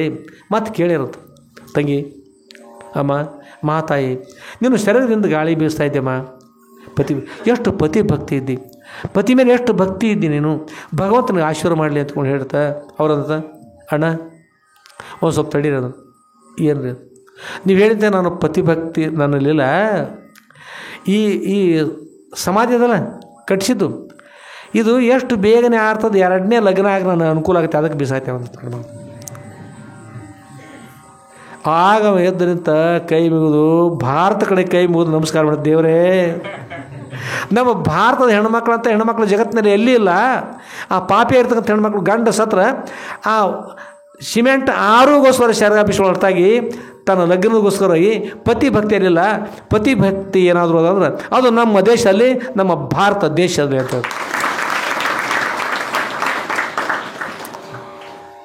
ಎಲ್ಲ ನೀವೆಲ್ಲ ಯಾರಿದ್ದೀರಿ? ಯಾವ ದೇಶವ್ರಿ? ನಿಮಗೆ ಅಷ್ಟು ಗೌರವ ಕೊಟ್ಟ ಮರಳಿ ಭಾರತ ಕಡೆ ನೋಡಿ ಕೈ ಮುಗಿದ್ರಲ್ಲ, ಆ ಕೈ ಮುಗಿಸ್ಕೊಳ್ಳೋಕೆ ಯೋಗ್ಯ ಇರ್ತಕ್ಕಂಥವ್ರು ಯಾರು? ನೀವು ಭಾರತೀಯರು. ನಿಮ್ಮಲ್ಲಿ ಸರ್ವಶ್ರೇಷ್ಠ ಗುಣಗಳಿರ್ತಾವೆ, ಒಳ್ಳೆಯವರಿದ್ದೀರಿ. ಕೆಟ್ಟ ಜನರ ಸಂಘದಿಂದ ಹೀನ ಸಂಸ್ಕೃತಿ ಬೇರೆ ದೇಶದ ಹೀನ ಸಂಸ್ಕೃತಿಗಳನ್ನು ಕಲಿತ್ಕೊಂಡು ಬೇರೆ ಬಟ್ಟೆಗಳು ಅರ್ಧ ಬಟ್ಟೆ ತೊಡೋದು ಮತ್ತೇನು ಮಾಡೋದು ಇಂಥವು ಯಾರೂ ಮಾಡ್ಲಿಕ್ಕೆ ಹೋಗಬೇಡ್ರಿ. ದಯವಿಟ್ಟು ಅಂಥವ್ರಿದ್ರೆ ಅದನ್ನೆಲ್ಲ ಬಿಡ್ರಿ. ಪರತಂತ್ರ ಅದು. ಇನ್ನೊಬ್ಬರು ಅನುಕರಣೆ ಮಾಡಿದ್ರೆ ನಿಮ್ದು ಹೆಂಗೆ ಆಗ್ತದೆ? ಇನ್ನೊಬ್ರು ನಿಮ್ದು ಎಂದಿಗೆ ಆಗೋದಿಲ್ಲ. ಅದಕ್ಕಾಗಿ ನಿಮ್ಮ ಧರ್ಮ ಸಂರಕ್ಷಣೆ ಮಾಡ್ಕೊಳ್ರಿ. ಒಳ್ಳೆಯ ಗುಣ ಎಲ್ಲರಿಗಿರಲಿ. ಅಲ್ಲಿ ತಪ್ಪಿದ್ರೆ ಅದಕ್ಕೆಲ್ಲ ಯಾರು ಕಾರಣ? ಇಲ್ಲೂ ಕಾರಣ ಇರ್ತಾರೆ. ಗಂಡು ಮಕ್ಕಳು ಕೂಡ ಏನು ಮಾಡ್ತಾರೆ ಅಂದ್ರೆ, ಗಂಡು ಮಕ್ಕಳು ಅವ್ರಿಗೆ ಏನೆಲ್ಲ ಮಾಡಿ ಅದು ಉತ್ತಮ ಸಂಸ್ಕಾರ ಕೊಡದೆ ಸುಮ್ಮನೆ ಬಿಟ್ಟರೆ ಇಲ್ಲಿ ಕೂಡ ತೊಂದರೆ ಇರ್ತದೆ. ಅದಕ್ಕೆಲ್ಲ ಪುರುಷರು, ಎಲ್ಲ ತಾಯಿಂದರು ಕೂಡ ಏನು ಮಾಡ್ರಿ, ನಿಮ್ಮ ಧರ್ಮವನ್ನು ರಕ್ಷಣೆ ಮಾಡಿಕೊಡ್ರಿ. ಧರ್ಮವನ್ನು ನೀವು ರಕ್ಷಣೆ ಮಾಡಿದ್ರೆ ಧರ್ಮ ನಿಮ್ಮನ್ನು ರಕ್ಷಣೆ ಮಾಡ್ತದೆ. ಧರ್ಮವನ್ನು ಕಾಯ್ಕೊಂಡ್ರೆ, ಧರ್ಮ ಹಾಳಾಗದಂತೆ ರಕ್ಷಣೆ ಮಾಡಿಕೊಂಡ್ರೆ, ಅದು ಧರ್ಮವನ್ನು ಉಳಿಸ್ಕೊಂಡ್ರೆ ನೀವು ಸ್ವತಂತ್ರ ಆದ್ರಿ. ಧರ್ಮವನ್ನು ಕಳ್ಕೊಂಡ್ರೆ ಪರತಂತ್ರ ಆದ್ರಿ. ಸ್ವಧರ್ಮೇ ನಿಧನಂ ಶ್ರೇಯ ಅಂತ. ಸ್ವಧರ್ಮೇ ನಿಧನಂ ಶ್ರೇಯ. ಈಗ ಇದೊಂದು ವಿಷಯ ಹೇಳ್ತೀನಿ ನಿಮಗೆ, ನಮ್ಮ ಬಗ್ಗೆ ಹೇಳ್ತಾ ಇದ್ದೀನಿ ನಿಮಗೆ. ಅಲ್ಲೇ ಒಬ್ಬ ಪುರುಷ ಬಂದಿದ್ದ. ಅವನು ಯಾವನೋ ಒಂದು ಊರಿನ, ಹೆಸರು ಬೇಡ. ನಾವು ಆಗಾಗ ಓಂ ಶ್ರೀ ಸದ್ಗುರು ಸಿದ್ಧಲಿಂಗೇಶ್ವರಾಯ ನಮಃ ಅಂತ ಹೇಳೋದಾಗಲಿ, ಪ್ರಸಾದ ಮಾಡಿಕೊಟ್ರೆ ಪ್ರಸಾದ ಮಾಡ್ತಾರೆ, ಎಲ್ಲ ಮಾಡಿದಾಗ ಏನು ಮಾಡ್ತಾರೆ, ಜೀವಶ ಮಾಡ್ತಾರಲ್ಲ. ಈಗ ಜೀವಶ ಮಾಡೋದಾಗಲಿ ಅವನು ನೋಡಿ ನೋಡಿ ನೋಡಿ ಭಾಳ ಕೆಟ್ಟ ಅನಿಸ್ತೀರಿ. ಅವು ಹೇಳಿದ, ಪ್ರತಿ ಸಲ ನಾಮಸ್ಮರಣೆ ಮಾಡ್ತೀರಿ. ಇಲ್ಲೇ ಭಾರತ ಅವ್ರು ಕೇಳಿದ್ದು, ಪ್ರತಿ ಸಲ ನಾಮಸ್ಮರಣೆ ಮಾಡ್ತೀರಿ, ಪ್ರತಿ ಸಲ ಗುರುವೇ ಗುರುವೇ ಅಂತೀರಿ, ಗುರುಗಳ ಸ್ಮರಣೆ ಮಾಡ್ತೀರಿ, ಓಂ ಶ್ರೀ ಸಿದ್ಧಲಿಂಗೇಶ್ವರನ್ ಅಂತೀರಿ. ಆದ್ರೆ ಕಠಿಣ ಸಂದರ್ಭದಾಗ ಮಾಡ್ಬೋದು. ನೀವು ಒಂದು ಖಡ್ಗವನ್ನು ತೆಗೆದುಕೊಂಡು ಬಂದು ನಿಮ್ಮನ್ನು ಇಷ್ಟಿಷ್ಟ ಸಣ್ಣ ಸಣ್ಣ ಸಣ್ಣ ತುಕಡಿ ಮಾಡಿ ನಿಮಗೆ ಕತ್ತರಿಸಿದ್ರೆ ಆಗು ನೀವು ನಾಮಸ್ಮರಣೆ ಮಾಡ್ತಾರೆ ಕೇಳಿದೆ. ನಮ್ಮ ಪ್ರಶ್ನೆ ಕೇಳಿದೆ, ಯಾವ್ರವ್ರು ಹೇಳಿ? ಊರ ಹಳ್ಳಿಗಳೆಲ್ಲ ನಾವು ಹಳ್ಳಿಗಳ ಮಠಕ್ಕೆ ಹೋದ ಅಲ್ಲಿ ಹೇಳಿದವರು ಅಂದ್ರೆ ಯಾವ ದೇಶವ್ರವರು? ಹಾಗೆ ಕೇಳಿಕ್ಕೆ ನಮ್ಮ ದೇಶದಲ್ಲಿ ಭಾರತದಲ್ಲಿ ಇದ್ದವ ಖರೆ ಅವ ಎಂಥ ಯಾವ ಸಂಸ್ಕೃತಿ ಪಡೆದ ಹೇಳಿ ನೋಡೋಣ. ವಿದೇಶದ ಹೀನ ಸಂಸ್ಕೃತಿ ಪಡೆದವ ನಮ್ಮನ್ನು ಪ್ರಶ್ನೆ ಕೇಳ್ಬೇಕಲ್ಲ. ಅವು ಭಾರತದ ಸಂಸ್ಕೃತಿ ಅವನಿದ್ರೆ ಗುರುಗಳ ಸ್ಮರಣೆ ಮಾಡ್ರೆ, ದೇವ್ರ ಸ್ಮರಣೆ ಮಾಡ್ರೆ ಸಂತೋಷ ಪಡಿಬೇಕಾಗಿತ್ತಲ್ಲ ರೀ. ಏನನ್ನು ಮಾಡಿ ಅವ ಕೇಳಿದಂದ್ರೆ ಹೀನ ಸಂಸ್ಕೃತಿಗೋಸ್ಕರವಾಗಿ ಅವ ಕೇಳಿದಲ್ಲ. ಅದಕ್ಕೆ ಹೀನ ಸಂಸ್ಕೃತಿ ಅಂತಂದು ಯಾರಲ್ಲಿ ಕೂಡ ಇರಬಾರ್ದು. ಹೀನ ಸಂಸ್ಕೃತಿ ಅದು ನಿಮ್ಮ ಸ್ವತಂತ್ರತೆ ಅಂತ ಹಾಳಾಗ್ತದೆ. ಒಳ್ಳೆಯ ಸಂಸ್ಕೃತಿ ಅಂತ ಎಲ್ಲರಿಗೂ ಇರಬೇಕು. ಅದು ದೇಶ ಸ್ವತಂತ್ರ ಅಂತಕ್ಕಂಥದ್ದು, ದೇಶ ಸ್ವತಂತ್ರ ಆಯಿತು. ಪರತಂತ್ರ ಅಂತಕ್ಕಂಥದ್ದು ಕೂಡ ಇನ್ನೂ ಹೋಗಿಲ್ಲ. ಆದರೆ ಪರತಂತ್ರವನ್ನು ಕಳ್ಕೋಬೇಕಂದ್ರೆ ಎಲ್ಲರೂ ಕೂಡ ಹೇಗಂದ್ರೆ, ನೀನೊಂದು ವಿಷಯ ಹೇಳ್ತೀನಿ ನೋಡಿ, ಹೇಗಂದ್ರೆ ಲಿಂಗ ಬಲಿದು ಔಹದ ಅನ್ನಬೇಕು. ಲಿಂಗ ಬಲಿದು ನೀನು ಮಾತನಾಡಿದ ಮಾತು ಸರಿಯದ, ಕಾಯೇನ ವಾಶೇನ ಮನಸ್ಸು, ಕಾಯಿ ನಿನ್ನ ಶರೀರ ಸರಿಯದ, ನಿನ್ನ ಮನಸ್ಸು ಸರಿಯದ, ನಿಮ್ಮ ಮನಸ್ಸು ಸರಿಯದ, ನಿನ್ನ ವಾಣಿ ಸರ ಅಂತಕೊಂಡು ಹೇಳಿ ದೇವರು ಕೂಡ ಔಹದ ಅಂತೇಳಿ ದೇವರು ಒಲಿಬೇಕಂತ ಹೇಳ್ತಾರೆ. ದೇವರು ಒಲಿದು ಸಂತೋಷ ಪಡಿಬೇಕಂತ ಹೇಳ್ತಾರೆ. ಅಂಥ ನಡೆ ನುಡಿಗಳು ನಮ್ಮಲ್ಲಿದ್ದು ಅಂದ್ರೆ ನಾವು ಸ್ವತಂತ್ರತೆ ಅಂತಕ್ಕಂಥದ್ದು ಪಡೆದಿದ್ದೀವಿ, ಪರತಂತ್ರ ಅಲ್ಲ ಅದು. ನಾವು ಕಣ್ಣು ಸಿಕ್ಕತ್ತ ನೋಡಕತ್ತು ಅಂದ್ರೆ ಸಿಕ್ಕದ್ದು ನೋಡಬಾರ್ದು ಕಣ್ಣು ನೋಡಿದಂದ್ರೆ ಸ್ವತಂತ್ರ ಆಯ್ತೇನ್ರಿ? ಹೋಗಬಾರ್ದು ಸ್ಥಾನಕ್ಕೆ ನಮ್ಮ ಕಾಲುಗಳು ಹೋದಂದ್ರೆ ಮನಸ್ಸು ಮುಂದೆ ಹೋದಾಗ ಬೆನ್ನತ್ತಿ ಮನುಷ್ಯನ ಜೊತೆಗೆ ಹೋಗಿ ನಾವು ಅಲ್ಲಿ ಹೋದಿವಂದ್ರೆ ನಮ್ಮ ಮನುಷ್ಯನ ಆದಿರಾದೀವು, ನಮ್ಮ ಬುದ್ಧಿ ಆದಿನಾದೀವಿ ಹೊರತಾಗಿ ನಮ್ಮ ಆದಿಂದಲೇ ನಮ್ಮ ಬುದ್ಧಿ ನಮ್ಮ ಮನಸ್ಸು ಬರಲಿಲ್ಲ. ನಮ್ಮ ಆದಿಂದಲೇ ಅವು ಬರಲಿಲ್ಲ ಅಂದ್ರೆ ನಾವು ಸ್ವತಂತ್ರ ಪರತಂತ್ರ ಅದೀವಿ. ನಮ್ಮ ಮನಸ್ಸು ನಾವು ಹೇಳಿದಂತೆ ಕೇಳಬೇಕು, ಮನಸ್ಸು ಹೇಳಿದಂತೆ ನಾವು ಕೇಳಬಾರ್ದು. ಉದಾಹರಣೆಗೆ ನಮ್ಮ ಭವನ ಮನೆ ಹೇಳ್ತಿದ್ದೆ, ಅಪ್ಪವ್ರ ನೀವು ಹೊಸಾದು ಕೇಳ್ರಿ, ಹೊಸಾದು ಹೇಳ್ತೀನಿ ಮಗದು. ಏನು ತಮ್ಮ ಕೇಳಿದ್ರಿ? ಒಂದು ಊರಾಗ ಈಗ ಒಂದು ಊರೊಳಗೆ ಯಾವುದೋ ಒಂದು ಊರೊಳಗೆ ಭಾಳ ಮಜಾ ಆತಂತ್ರಿ ಅಂತ. ಏನು ಕೇಳಿದ್ರು? ನಾಯಿ ಇತ್ತರಪ್ಪ ಅವ್ರ ನಾಯಿ ಇದ್ಲೇ ಊರಾಗ ಇದ್ದೇ ಇರ್ತಾವ ಅಂತ. ಹಾಗಲ್ಲಪ್ಪ ಬೇರೆ ಇತ್ತು. ಏನಿತ್ತು ಏನಂದ್ರೆ ಅವ ಹೇಳ್ದ, ನಾಯಿ ಒಂದು ದಿವಸ ಹೀಗೆ ಆ ಹಾಲು ಕೊಟ್ಟವ್ರು ನೋಡಿ ಅವ್ರು ಬಂದು ಕೂಡಲಿ ಬಾಲ ಅಲ್ಲಾಡಿಸ್ತಾರಪ್ಪ ಹೊರತು. ಮತ್ತೇನು ಹೊಸದು? ನಾಯಿ ಬಾಲ ಅಲ್ಲಾಡ್ತಾವ, ಹಾಲು ಕೊಟ್ಟವ್ರು ಬಂದ್ರೆ ಮತ್ತೆ ಯಜಮಾನ ಬಾಲ ಅಲ್ಲಾಡಿಸಿ ಅಲ್ಲಾಡ್ತಾವ. ಅದಕ್ಕೆ ಭವನ್ ಹೇಳಿದ ಅಪ್ಪವ್ರ ನಾಯಿ ದಿವಸ ಬಾಲ ಅಲ್ಲಾಡಿಸಿ ಬಾಲಕ್ಕೆ ಕೆಟ್ಟ ಸಿಟ್ಟು ಅನ್ನಿಸ್ತು. ನಾನು ದಿವಸ ಅಲ್ಲಾಡಿಸಿ ಗಪ್ಪನ ಅಂತಂದು ನಾಯಿ ಮೇಲೆ ಬಾಲ ಸಿಟ್ಟಾಗಿ ನಾಯಿ ನಳಿಗಾಡ್ಸಕೈತೈತ್ರಿ. ಏನು ಹೇಳ್ತ್ರಿ? ಬಾಲನ ನಾಯಿ ನಳಿಗಾಡ್ಸಕೈತಂದ್ರೆ ನೆನಪು ಮಾಡ್ಕೋರಿ. ಅವು ಸ್ವಲ್ಪ ನಿಮ್ಮದು ಅಳಿಗಾಡಿದ ನೆನಪು ಮಾಡ್ಕೋರಿ. ನಾಯಿ ಇಷ್ಟು ಅಳಿಗಾಡಿಸ್ತಂದ್ರೆ ನಾಯಿಯನ್ನು ಒಂದು ವೇಳೆ ಅಳಿಗಾಡಿಸ್ತಾರೆ, ನಾಯಿ ಹೀಗೆ ಅಳಿಗಾಡಕೈತೆ ಗತಿ ಅನ್ನೋದು ಹೇಳ್ರಿ ನೋಡು. ನಾವು ಹೇಳಿದಂತೆ ನಮ್ಮ ಮನಸ್ಸು, ನಮ್ಮ ಬುದ್ಧಿ, ನಮ್ಮ ಚಿತ್ತ ಇರಬೇಕು. ಅಹಂಕಾರ ನಿರಹಂಕಾರ ಆಗಿರಬೇಕು. ನಾವು ಹೇಳಿದಂತೆ ಅವು ಕೇಳಬೇಕು. ಇಲ್ಲದೆ ನಾವು ನಮ್ಮ ಮನಸ್ಸು ಹೇಳಿದಂತೆ ಕೇಳೋದು, ನಮ್ಮ ಬುದ್ಧಿ ಹೇಳಿದಂತೆ ಕೇಳೋದು, ನಮ್ಮ ಚಿತ್ತ ಹೇಳಿದಂತೆ ಕೇಳೋದು, ಗುರು ಹಿರಿಯರ ಮಾತನ್ನು ಮೀರೋದು, ಎಲ್ಲವನ್ನು ಮೀರಿ ನಮ್ಮ ಮನಸ್ಸಿಗೆ ಬಂದಂತೆ ಮಾಡಿದ್ರೆ ನಮ್ಮ ಮನಸ್ಸು, ನಮ್ಮ ಬುದ್ಧಿ, ನಮ್ಮ ಚಿತ್ತ ಅಂತಕ್ಕಂಥ ಬಾಲ ನಮ್ಮನ್ನು ಅಳಿಗಾಡ್ಸಂಗೆ.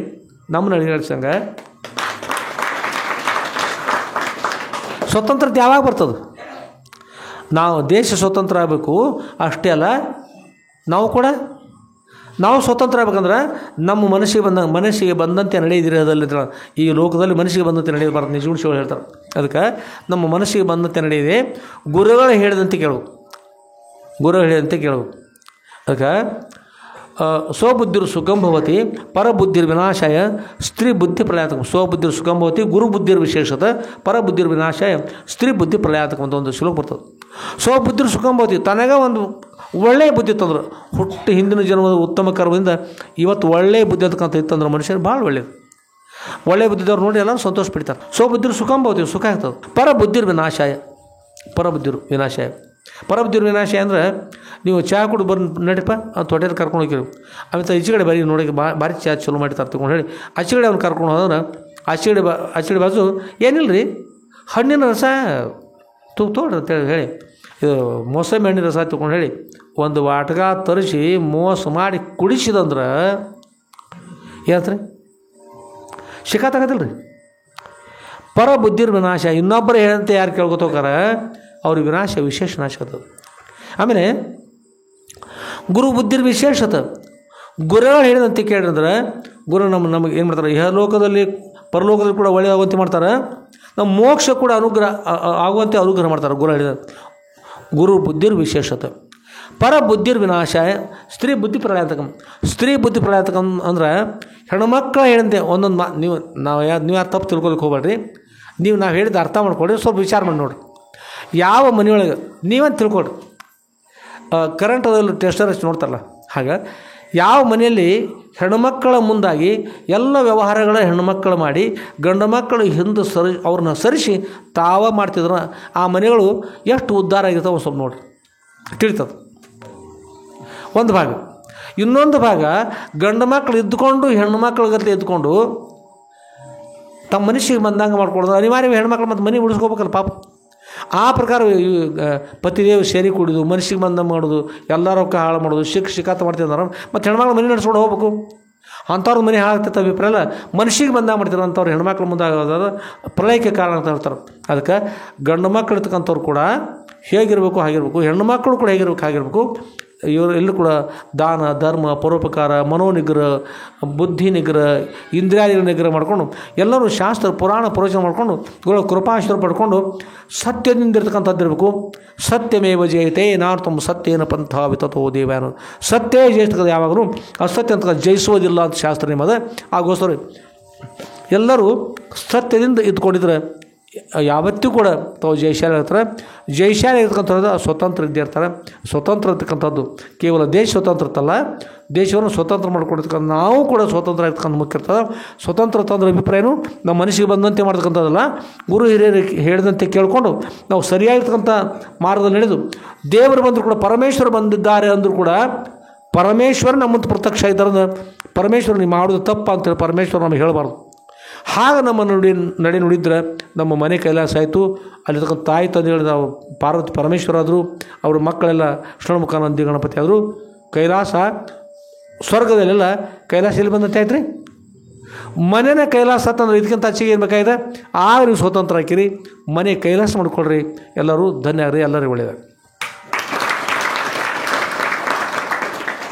ಇವತ್ತು ದೇಶ ಏನಂದ್ರೆ ಸ್ವತಂತ್ರವಾಗಿರ್ತಕ್ಕಂಥ 78 ವರ್ಷ ಆಯ್ತದೆ ಸ್ವತಂತ್ರರಾಗಿ.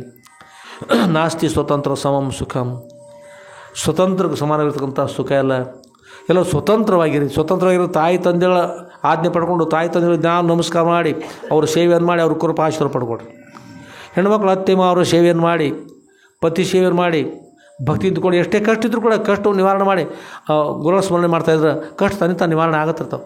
ಚಿಂತೆ ಮಾಡ್ಲಿಕ್ಕೆ ಹೋಗಬೇಡ್ರಿ, ಎಲ್ಲರಿಗೂ ಅವಶ್ಯವಾಗಿ ಒಳ್ಳೆ ಇರ್ತದೆ. ಇಲ್ಲಿ ಎಲ್ಲರೂ ಭಕ್ತಿಯಿಂದ ಇರಬೇಕು. ಭಕ್ತಿಯಿಂದ ಬೇಕಾದಂಥ ಏನು ಹೇಳಿದ್ರು ಕೂಡ ಎಲ್ಲ ಬಾಜುವಾಗಿಬಿಡ್ತದೆ, ಅನುಕೂಲ ಆಗ್ತದೆ, ಒಳ್ಳೆ ಕೃಪಾಶೀರ್ವಾದ ಆಗ್ತದೆ. ನಮ್ಮೊಂದು ವಿಷಯ ಹೇಳ್ತಾ ಇದ್ವಿ ಅಂದ್ಕೊಂಡು ಏನೋ ಒಂದು ವಿಷಯ ಹೇಳಿ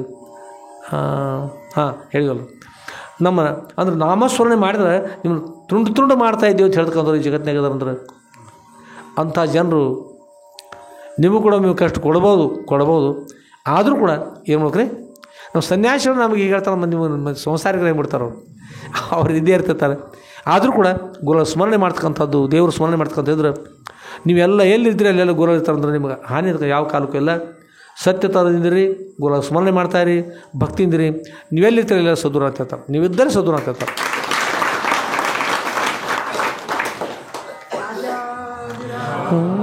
ಸದ್ಗುರುಣ ಸಿದ್ಧಲಿಂಗೇಶ್ವರ ಮಹಾರಾಜ ಕಿ ಜೈ.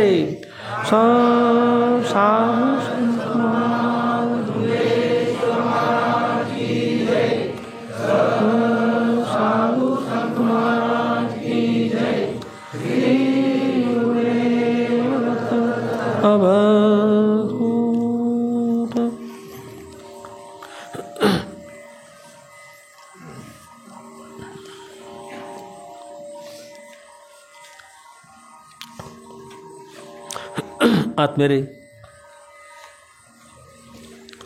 ನಾವನ್ನೆಲ್ಲ ಕೂಡ್ಕೊಂಡು ಸದ್ಗುರುವರ ಜೊತೆಗೆ ಸಾಗೋಣಂತೆ. ಎಲ್ಲರೂ ತಯಾರಿದ್ದೀರಿ? ಎಲ್ಲರಿಗೂ ಒಳ್ಳೆಯದಾಗಲಿ.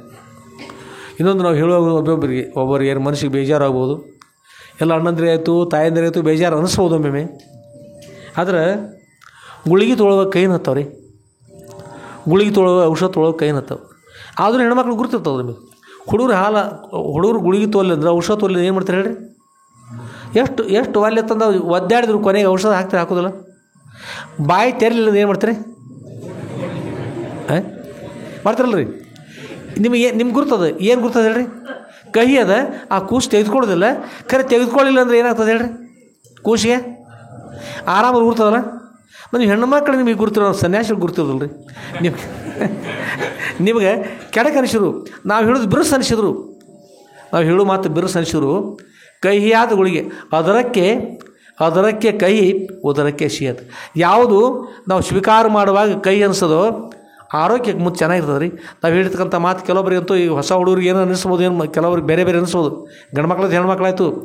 ಆದ್ರೆ ನೀವೆಲ್ಲರೂ ತಿಳ್ಕೊಡ್ರಿ, ನಾವು ಹೇಳ್ತಕ್ಕಂಥ ಮಾತು ತ್ರಿಕಾಲ ಸದ್ಯ ಇರ್ತಕ್ಕಂಥ ಮಾತು ನಾವು ಸನ್ಯಾಸಿ ಹೇಳಿದ್ವಿ. ನಿಮ್ಮ ಹೆತ್ತ ದೃಷ್ಟಿಯಿಂದ ಹೇಳ್ತಾ ಇದ್ವಿ, ಮತ್ತಾರು ನಿಮಗೆ ಕೆಟ್ಟ ಅಂತ ಹೇಳೋದಿಲ್ಲ. ನಿಮ್ಮ ದೃಷ್ಟಿ ಯಾರು ಬೈದು ಬುದ್ಧಿ ಹೇಳಿ ಚೆನ್ನಾಗಿ ನಡೀತಾ ಇರ್ತಾರೆ ಅವ್ರು ನಿಮ್ಮ ಹಿತವನ್ನು ಹೇಳ್ತಾ ಇರ್ತಾರೆ. ಯಾರು ಮನುಷ್ಯ ಯಾರು ಆಗಲಿಪ್ಪ ಮನುಷ್ಯ ಒಂದ ಮಾಡಿ ನಾ ಹೀಗೆ ಮಾಡಿ ಆಗಲಿ ನಡಿ ಮತ್ತೊಂದು ಆಚೆಗೆ ಹೋಗು ಅದು ಮಾಡಿ ಎಲ್ಲ ಬರೋತ್ತಂದು ಏನು ಮಾಡ್ರಿ ನಕ್ಕ ಏನು ಮಾಡ್ತಾರೆ ಅವರು ಹಾಳು ಹಿಡಿಸಿಬಿಡ್ತಾರೆ, ಮುಂದೆ ಹಾಳಾಗ್ತಾರೆ ಮನುಷ್ಯರು. ಅದಕ್ಕೆ ನಾವು ನಿಮ್ಗೆ ಬಿರುಸಾಗಿ ಹೇಳಿದ್ರು ಕೂಡ ನಾವು ನಿಮ್ಮ ವೈರಿಗಳಲ್ಲ, ನಾವು ಬೇರೆ ದೇಶವರಲ್ಲ, ನಿಮ್ಮವರು ಇದ್ದೀವಿ, ನೀವು ನಮ್ಮವ್ರು ಇದ್ದೀರಿ. ನಿಮ್ಮವರಿಗೆ ನಿಮಗೆ ಹೇಳ್ಬೇಕಾದ್ರೆ ನಿಮ್ಮವ್ರು ಹೇಳ್ಬೇಕಲ್ರಿ. ಈ ನಮಗೆ ಹೇಳ್ಬೇಕಾದ್ರೆ ನೀವು ಹೇಳಬೇಕು. ಕಾರಣ ಅಂದರೆ ಎಲ್ಲರೂ ಒಂದೇ ಗೋಸ್ಕರವಾಗಿ ಎಲ್ಲರಿಗೂ ಸದ್ಗುರುನಾಥಿದಾರನಿಗೋಸ್ಕರ ನಾವು ನೀವೆಲ್ಲ ಸದ್ಗುರು ಸಂಬಂಧಿಕರ ಮೂಲಕವಾಗಿ ನಾವು ನೀವೆಲ್ಲ ತಿದ್ದುಕೊಂಡು ಒಬ್ರಿಗೊಬ್ರು ಮೇಳಾಗಿ ಆನಂದವಾಗಿರೋಣಂತ ಯಾವ ತಪ್ಪು ಆಗದಂತೆ ಇರಬೇಕು ಅನ್ನೋಗೋಸ್ಕರ ಹೇಳ್ತಕ್ಕಂಥ ಹೊರತಾಗಿ ಯಾರ ಮೇಲೂ ನಾವು ದ್ವೇಷ ಇಲ್ಲ. ಆದ್ಮೇಲೆ ನಿನ್ನಿನ ವಿಷಯವನ್ನು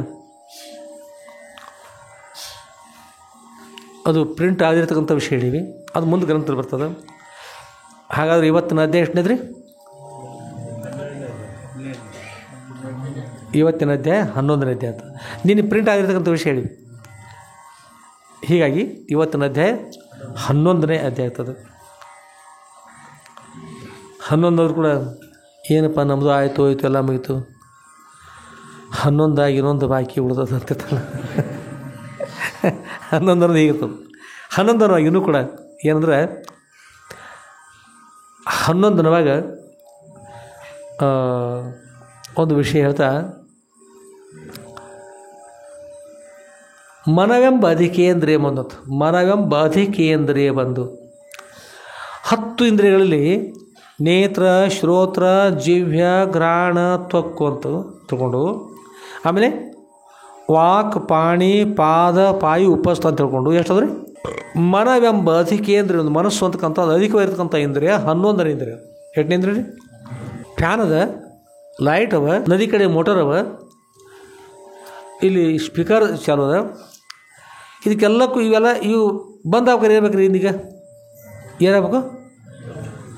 ಕರೆಂಟ್ ಹೋದ್ರೆ ಬಂದ್ ಹಾಕಲ್ರಿ. ಇವು ಚಾಲು ಆಗ್ಬೇಕಾರ ಹೀಗೆ ಇವೆಲ್ಲ ಬೇರೆ ಬೇರೆ ಅಷ್ಟು ಚಾಲು ಆಗ್ತಾವೆ, ಅಷ್ಟು ಬಂದಾಗ್ತಾವೆ. ಇದಕ್ಕೆ ಮೂಲ ಕಾರಣ ಕರೆಂಟ್ ಅದಲ್ಲ. ಆಗ ಮನಸ್ಸು ಅದು ನೋಡ್ರಿ, ನಮ್ಮ ಕಣ್ಣು ಅದಾವ, ಕಣ್ಣು ತೆಗೀರಿ ಅಂತಂದ್ರೆ ಹೇಳ್ತಾರೆ ಒಬ್ಬರೇ, ನನ್ನ ಕಣ್ಣು ತೆರ ಮನಸ್ಸು ಸ್ವಲ್ಪ ಮುಚ್ಕೊಂಡು ಕೂಡೋಣ, ತೆಗಿಯೋ ಮಾರಾಯ ಯಾರೋ ಬಂದು ಕಣ್ಣಿಗೆ ಮಾಡಿ ತೆರೆದ್ರು ಮಾತು ಮುಚ್ಕೊಂಡು ಕೊಡೋಣ. ಯಾಕಂದ್ರೆ ನನ್ನ ಮನಸ್ಸೆಲ್ಲ ಮುಚ್ಕೊಂಡು ಕೊಡು. ಶಬ್ದ ಸುಂದರವಿರ್ತಕ್ಕಂಥ ಗಾಯನ ಅದ, ಉತ್ತಮ ಇರ್ತಕ್ಕಂಥ ಗಾಯನ ಸಂಗೀತ ಅದ, ಶಾಸ್ತ್ರೀಯ ಸಂಗೀತ ಕೇಳಪ್ಪ ಅಂತಂದ್ರು ತೆಗಿ ಮಾರಾದೇನು ತೆಗಿ, ಯಾವ ಅರಳಿ ತುಂಬ್ಕೊಂಡು ಕೊಡು, ಅರಳಿ ತುಂಬ್ಕೊಂಡು ಕೊಡು. ಅಲ್ಲೇನಿಲ್ಲ ಒಂದು ಮನಸ್ಸಿಲ್ಲ. ಇದರಂತೆ ಸುವಾಸನೆ, ಚಲೋ ಸುವಾಸನೆ ಅನ್ಸುತ್ತೆ, ಬೇಡಪ್ಪ ನನ್ನ ಮನಸ್ಸಿಲ್ಲ. ಮನಸ್ಸು ಅದಲ್ಲ, ನೀವು ಮಠಕ್ಕೆ ಬರಬೇಕಂತ ಬಂದಿರಲಿ, ಅಲ್ಲ ಮನಸ್ಸು ಅದರ ಸಲ ಬಂದಿದ್ದೀರಿ ನೀವು. ಮನಸ್ಸು ಅಕಸ್ಮಾತ್ ಮನಸ್ಸು ನಿಮಗೆ ಈ ಕೆಲಸ ಕೊಟ್ಟಿರ್ಲಿಕ್ಕಂದ್ರೆ ಬೇರೆ ಕಡೆ ಕರ್ಕೊಂಡು ಹೋಗ್ತಂದ್ರೆ ಅದಕ್ಕೆ ಮನಸ್ಸು ಎಲ್ಲಕ್ಕೂ ಮನಸ್ಸು ಅಂತಕ್ಕಂಥ 11ನೇ ಇಂದ್ರಿಯ ಅಂತ ಹೇಳಿದ್ರು. 11ನೇ ಅಧ್ಯಾಯ 11ನೇ ಇಂದ್ರಿಯ ಮನಸ್ಸು. ಮನವೆಂಬ ಅಧಿಕೇಂದ್ರಿಯ ಒಂದು ಮನಸ್ಸು ಅಂತಕ್ಕಂಥ ಸರ್ವಶ್ರೇಷ್ಠ ಅಧಿಕವಾಗಿರ್ತಕ್ಕಂಥ ಇಂದ್ರಿಯ. ಆದರೆ ಉಪಯೋಗಿಸೋರ್ತಾರೆ ಅದ್ರ ಮೇಲೆ ಅವಲಂಬನ. ಮನ ಇವ ಮನುಷ್ಯಾಣಂ ಕಾರಣಂ ಬಂಧ ಮೋಕ್ಷ ಅಂತ. ಮನಸ್ಸು ಮನ ಇವ ಮನುಷ್ಯಾಣ, ಮನ ಬಂದೇ ಮನುಷ್ಯರಿಗೆ ಬಂಧಕ್ಕೂ ಕಾರಣ ಆಗ್ತದೆ, ಮನಸ್ಸು ಮೋಕ್ಷಕ್ಕೂ ಕಾರಣ ಆಗ್ತದೆ. ಮನಸ್ಸು ಈಗ ಕೀಲಿಕಾಯಿ ಇರ್ತಾವೆ ನೋಡ್ರಿ, ಕೀಲಿಕಾಯಿ ಹೀಗೆ ಮಾಡ್ರೆ, ಕೀಲಿಕಾಯಿ ಹೀಗೆ ಮಾಡ್ರಿ, ನಾವು ನಿಮ್ಮ ಕಡೆ ಕೈ ಮಾಡಿ ಹೇಳ್ತೀವಿ, ಹೀಗೆ ನಿಮ್ಮ ಈಗ ಕೈ ಮಾಡ್ಕೊಂಡು ನೋಡಿ ಗೊತ್ತಾಗ್ತದೆ. ಹೀಗೆ ಅಕಸ್ಮಾತ್ ಹೀಗೆ ಮಾಡಿರಿ ಕೀಲಿ ಆಗ್ತದೆ ರೀ, ಬಂದಾಗ್ಬಿಡ್ತದೆ. ಈತ ನಮ್ಮ ಕಡೆ ಈತ ಹೇಳ್ತೀವಿ, ನೀವು ಊಟ ನೋಡೋಗ್ರಿ. ಅಂದರೆ ನೀವು ಹೀಗೆ ಅಕಸ್ಮಾತ್ ಅದನ್ನ ಈಗ ಬಲಕ್ಕೆ ತಿರುಗಿ ಕೀಲಿ ಆಗ್ತದೆ ರೀ, ಬಂದು ಮಾಡಿ ಚಾಲು ಆಗ್ತದೆ, ಬಂದ ಆ ಕೀಲಿ ಹೀಗೆ ಆಗ್ತದೆ. ಈ ಕಡೆ ತಿರುಗಿಸ್ರೆ ಚಾಲು ಆಗ್ತದೆ. ಒಂದೇ ಕೈ ಕೀಲಿ ಕಪ್ಪಿದಲ್ಲ, ಕೀಲಿ ಅದಲ್ಲ, ಅದನ್ನು ನೀವು ತಂದಿರ್ತಕ್ಕಂಥ ಕೈ ಕೀಲಿ ನಿಮ್ಮ ಮನೆಗೆ ಹಾಕಿದ್ರಂದ್ರೆ ಅದನ್ನು ಕಳ್ಕೊಂಡು ಬಂದಿರೋ ಕೈ ಕಳ್ಕೊಂಡು ಬಂದಿರಂದ್ರೆ ಏನು ಮಾಡ್ತಾರೆ, ನೀವು ಒಳಗೆ ಬಿಡೋದಿಲ್ಲ, ಪ್ರಯತ್ನ ಮಾಡಿ ಹುಡುಕಿಕೊಂಡು ತೊಗೊಂಡು ಬಂದು ಕೈಯಾಗಿ ಹಿಡ್ಕೊಂಡು ನಿಂತಿದ್ರು ಅದನ್ನು ಹೀಗೆ ಮಾಡಿ ತೆಗಿಲಿಲ್ಲ ಅಂದ್ರೆ ಬಿಡೋದಿಲ್ಲ. ಅದನ್ನು ಮನೆ ರಕ್ಷಣೆ ಆಗಲಿ ಹಾಕ್ಕೊಂಡು ಹೋದಿರಂದ್ರೆ ಕೀಲಿ ಹಾಕೋದು ಆಗ್ತದೆ, ಅದೇ ಕೈ ತಿರುಗಿತಾಗ ಬಂದು ಆಗ್ತದೆ. ನಿಮ್ಮ ಮನಸ್ಸು ಒಳ್ಳೆಯ ಕಾರ್ಯಗಳನ್ನು ಮಾಡಬೇಕು, ಶಾಸ್ತ್ರ ಪುರಾಣಗಳು ಕೇಳಬೇಕು, ತಾಯಿ ತಂದೆ ಹೇಳಿದಂತೆ ಕೇಳಬೇಕು, ವೇದಗಳು ಉಪನಿಷತ್ತುಗಳು ಅಧ್ಯಯನ ಮಾಡಬೇಕು ಅಂತಕ್ಕಂಥ ಪವಿತ್ರ ಭಾವನೆ ಬಂತಂದ್ರೆ ನಿಮ್ಮ ಮೋಕ್ಷಕ್ಕೆ ಕಾರಣ ಆಗ್ತದೆ. ಬ್ರಹ್ಮಜ್ಞಾನ ಪಡ್ಕೊಂಡು ಉದ್ಧಾರ ಬರ್ತದೆ. ಅದ ಮನಸ್ಸು ತನಗೇನು ಅದನ್ನು ಮಾಡ್ತಾ ಹೋಗ್ಬಿಟ್ರೆ ಏನಂತಂದ್ರೆ ಅದರಿಂದ ಹಾನಿ ಆಗ್ತದೆ, ಬಂಧನ ಕಾರಣ ಆಗ್ತದೆ. ಅದರಿಂದ ಮನುಷ್ಯ ಬಂಧನ ನಿವೃತ್ತಿ ಮಾಡ್ಕೋಬೇಕು ಹೊರತಾಗಿ ಏನಾಗ್ರಿ ಬಂಧನ ಮಾಡ್ಕೋಬಾರ್ದು. ಮನೆ ಪಂಚಮಿಯಾಗಿ ಹೋದ್ರಿ, ಹಗ್ಗ ಇರ್ತವಲ್ಲ, ಹಗ್ಗ ತೊಗೊಂಡ್ಬಂದಿರ್ತಾರೆ. ಹಗ್ಗವನ್ನು ತೆಗೆದುಕೊಂಡು ಜೋಕಾಲಿ ಕಟ್ಟಿ ತೂಕೊಂಡ್ರೆ ಸಂತೋಷ ಆಗುತ್ತಲ್ಲ, ಸಂತೋಷ ಆಗ್ತದೆ. ಆ ಹಗ್ಗ ತೆಗೆದುಕೊಂಡು ನದಿ ಕಡೆ ಹೋಗಿ ಹುಲ್ಲು ಕೊಯ್ಕೊಂಡು 10-20 ದನಗಳಿದ್ದು ಅಂದ್ರೆ ಮನೆಯೊಳಗೆ ಆ ಹಗ್ಗದಿಂದ ಕಟ್ಕೊಂಡು ಗಾಡಿ ಒಳಗೆ ಹೇರ್ಕೊಂಡು ತೊಗೊಂಬಂದ್ರೆ ಸಂತೋಷ ಆಗ್ತಲ್ಲ ರೀ, ಉಪಯೋಗ ಆಗ್ತದೆ. ಅದೇ ಹಗ್ಗ ತಗೊಂಡು ತೊಟ್ಟಿಲ ಕಟ್ಟಿರ ತೊಟ್ಟಿಗೆ ಮಕ್ಕಳಿಗೆ ಸಂತೋಷ ಆಗ್ತದೆ. ಮನೆಯೊಳಗೆ ಜಗಳ ಮಾಡ್ಕೊಂಡು ಭಾಳಷ್ಟು ಜಗಳ ಮಾಡಿ ಅದೇ ಹಗ್ಗ ತಗೊಂಡು ಏನಾಗ್ತೇಳಿ ಹಗ್ಗ ಮನೆಯೊಳಗೆ ಅದಂದ್ರೆ ಹಿಗ್ಗಿ ಏನೇನು ಮಾಡಬಾರ್ದು, ಅದರಿಂದ ಏನು ಮಾಡ್ಬೇಕು ಅಷ್ಟೇ ಮಾಡ್ಬೇಕು ರೀ. ಸಿಕ್ಕದು ಮಾಡಿ ಅಂತ ಹೇಳಿದ್ರೆ ಹಾನಿ ಆಗ್ತದೆ. ಅದಕ್ಕೆ ನಮ್ಮ ಮನಸ್ಸು ನಮ್ಮದಪ್ಪ ಮನಸ್ಸು. ಒಬ್ಬ ಬಸ್ಸಿನಾಗ ಒಬ್ಬರು ಹೊರಟಾರ, ಏನು ನಡೆದ ಘಟನೆ ಇದು. ಯಾರು ಬಸ್ಸಿನಾಗ ಹೊರಟಾರಿ, ಪಾಪ ನಮ್ಮ ತಾಯಿಂದರು ಹೆಣ್ಮಕ್ಳು ಬಸ್ಸಿನಾಗ ಹೊರಟಾರ. ಅವ ಸಿಗರೇಟ್ ಹಚ್ಚಾರ, ಒಬ್ಬ ಸಿಗರೇಟ್ ಸೇರ್ತಾನೆ. ಸಿಗರೇಟ್ ಸೇದಲಿ ಅವರು ಹೆಣ್ಮಕ್ಳು ಅದು ವಾಂತಿ ಆಗುತ್ತೆ ಪಾಪ ಅವ್ರಿಗೆ. ಅವ್ರು ಸಿಗರೇಟ್ ಸೇದಲ್ಲ. ಈಗಿನ ಕಾಲ ಅಲ್ಲ, ಹಿಂದಿನ ಕಾಲದ ಹೇಳೋದು ನಾವು. ಇನ್ನು ಕೆಲವೊಬ್ಬರು ಹಾಗೆ ಮಾಡ್ಬೋದು ಪೇಟೆ ಒಳಗೆ, ನಮ್ಮ ಕಡೆ ಎಲ್ಲ. ಈಗ ಅವ್ರು ಹೇಳ, ಅಣ್ಣ ನನಗೆ ವಾಂತಿ ಆಗ್ತದೆ, ಹಚ್ಚಬೇಡ್ರಿ, ಬಂದ್ ಮಾಡಿ. ಅವ್ರು ಏನವ ನೀನು ವಾಂತಿ ನಾ ಏನು ಮಾಡಲಿ, ನಾ ಶೇಷ ಬಿಡ್ತೇನೆ. ಅದು ಬೇಡ್ರಣ್ಣ ಬಿಡ್ರಿ, ಹಂಗೆ ಮಾಡಬೇಡ್ರಿ, ಕೈ ಮುಗಿತನ್ರಿ ಅದು ಹೇಳ್ಯಾರ್ರಿ. ಕೇಳಿಯಲ್ಲ. ಕೊನೆಗೆ ಅವ್ರು ಹೇಳ್ತಾ, ನಾ ಹಣ ಕೊಟ್ಟವ ನಾನು, ತಂದವ ನಾನು ಹಣ ನಿನ್ನ ಹಣ ತೊಗೊಂಡ ತಂಗಿ, ನಾವು ಶೇದಾವಂತ ಶೇದತ್ತೇನೆ. ಅವ್ರಂತ ಅವ್ರ ಜೋಡಿ ಮತ್ತು ಗಂಡು ಮಕ್ಳು ಬೇರೆ ಹೆಣ್ಮಕ್ಳು ಜೋಡಿ ಅವ್ರಂತ, ಅಣ್ಣ ನಿನ್ನ ನೋಡಿ ನಮ್ಗೆ ಸಂತೋಷ ಐತಪ್ಪ, ಹಣ ನಿನ್ನದು, ನಿನ್ನ ರೊಕ್ಕ, ನಿನ್ನ ಮಾತು, ನಿನ್ನ ಸಿಗರೇಟ ಸೇದು ಬೇಡತ್ತಲ್ಲ. ಆದ್ರೆ ನಿನ್ನ ಕೇಶ ಹಣ ತಂದು ಕೊಡೋದ್ರೆ ಏನು ಹೊಗೆ ಹೊರಗೆ ಬರ್ತದೆ ಅಷ್ಟು ನಿನ್ನ ಕೇಶ ಇಡು, ಹೊರಗೆ ಬಿಡಬೇಡ. ಅಲ್ಲೇ ಒಳಗೆ ಕಿಶ ಇಡುವ, ಹೊರಗೆ ಬಿಡಕ್ಕೆ ಹೋಗ್ಬೇಡ. ಅದ್ನಾಗ ಹಿಡಿದ್ರಿ ಅಂತಂದ್ರೆ ಹಂಗಾದ್ರೆ ಬಂದ್ ಮಾಡೋದು. ನಿನ್ನ ಹಣ ನೀನು ಕೊಟ್ಟಿರ್ತಕ್ಕಂಥ ಹೊಗೆ ಹೊರಗೆ ಬರಬಾರ್ದ, ಹೊರಗೆ ಬಿಡ್ತೀವಿ ಅನ್ನೋಗೋಸ್ಕರ ಎಲ್ಲ ತೊಂದರೆ ಆಗುತ್ತೆ. ನಿನ್ನ ಕಿಶ ಹಣ ಇದ್ದಂಗೆ ಅಷ್ಟೇ ಇತ್ತು ಹಾನಿ ಆಗಿದ್ದಿಲ್ಲ, ಅದಕ್ಕೆ ಇನ್ನೊಬ್ಬರಿಗೆ ಹಾನಿ ಇರ್ತಕ್ಕಂಥದ್ದು ಒಳ್ಳೆಯದಲ್ಲ ಅಂತೇಳಿ. ಇನ್ನೊಬ್ಬರಿಗೆ ಮನಸ್ಸಿಗೆ ನೋವು ಮಾಡ್ತಕ್ಕಂಥದ್ದು ಏನೈತಿ, ಎಲ್ಲರೂ ಮನಸ್ಸಿಗೆ ನೋವು ಬಿಟ್ಟು ಬಿಡ್ರಿ, ಎಲ್ಲರಿಗೆ ಆನಂದ ಆಗ್ತಕ್ಕಂಥ ಎಲ್ಲರೂ ಮಾಡಿರಿ. ಸುಲಭ ಇರ್ತಕ್ಕಂಥ ಒಂದು ಸಿಗರೇಟ್ ಮಾತಾಡ್ತದೆ ಏನೈತೆ ರೀ, ಯಾರಿಗೂ ನೋವಾಗದಂತೆ ಇರ್ತಕ್ಕಂಥದ್ದು ಮುಖ್ಯವಾಗಿರ್ತಕ್ಕಂಥದ್ದು. ಆದಮೇಲೆ ನಾವನ್ನೆಲ್ಲ ಕೂಡ್ಕೊಂಡು ಸದೃಢರ ಜೊತೆಗೆ ಸಾಗೋಣಂತ. ಈ ಪೂರ್ವದಲ್ಲಿ ಲಕ್ಕಮ್ಮ ತಾಯಿ ವಿಷಯ ಕೇಳಿದ್ರಿ, ಅಪ್ಪಣ್ಣ ಪೂಜಾರಿ ವಿಷಯ ಕೇಳಿದ್ರಲ್ಲ. ಲಕ್ಕಮ್ಮ ತಾಯಿ ಅಂದ್ರೆ ಲಘು ತಿಳಿಯಾಕಿಲ್ಲ ಭಾಳ ಮಾಡಿ, ಅಪ್ಪಣ್ಣ ಪೂಜಾರಿ ಲಘು ತಿಳಿಬಿಡ್ತೆ ಎಲ್ಲರಿಗೂ, ತಿಳಿದಲ್ರಿ. ಅಪ್ಪಣ್ಣ ಪೂಜಾರಿ ಲಗ್ನ ಆಗಿದ್ರು, ಸತ್ತು ಹೋದರು. ಯಾರು ಲಗ್ನ ಆಗಿದ್ರು ಅವರು? ಜಕ್ಷನಿ ಲಕ್ಕಮ್ಮ ತಾಯಿನ ಲಕ್ಕಮ್ಮ ಅಂತ ಲಗ್ನ ಆಗಿದ್ರು. ಅವರು ದೇಹ ತ್ಯಾಗ ಆಯ್ತು. ಯಾರ್ದು? ಅಪ್ಪಣ್ಣ ಪೂಜಾರಿ ಪಿಶಾಚಿ ಆಗಿದ್ರು. ಅಪ್ಪರ ಸನ್ನಿಧಿ ಹೋಗಿ ಉದ್ಧಾರ ಆದರು, ಮಾತು ಬೇರೆ.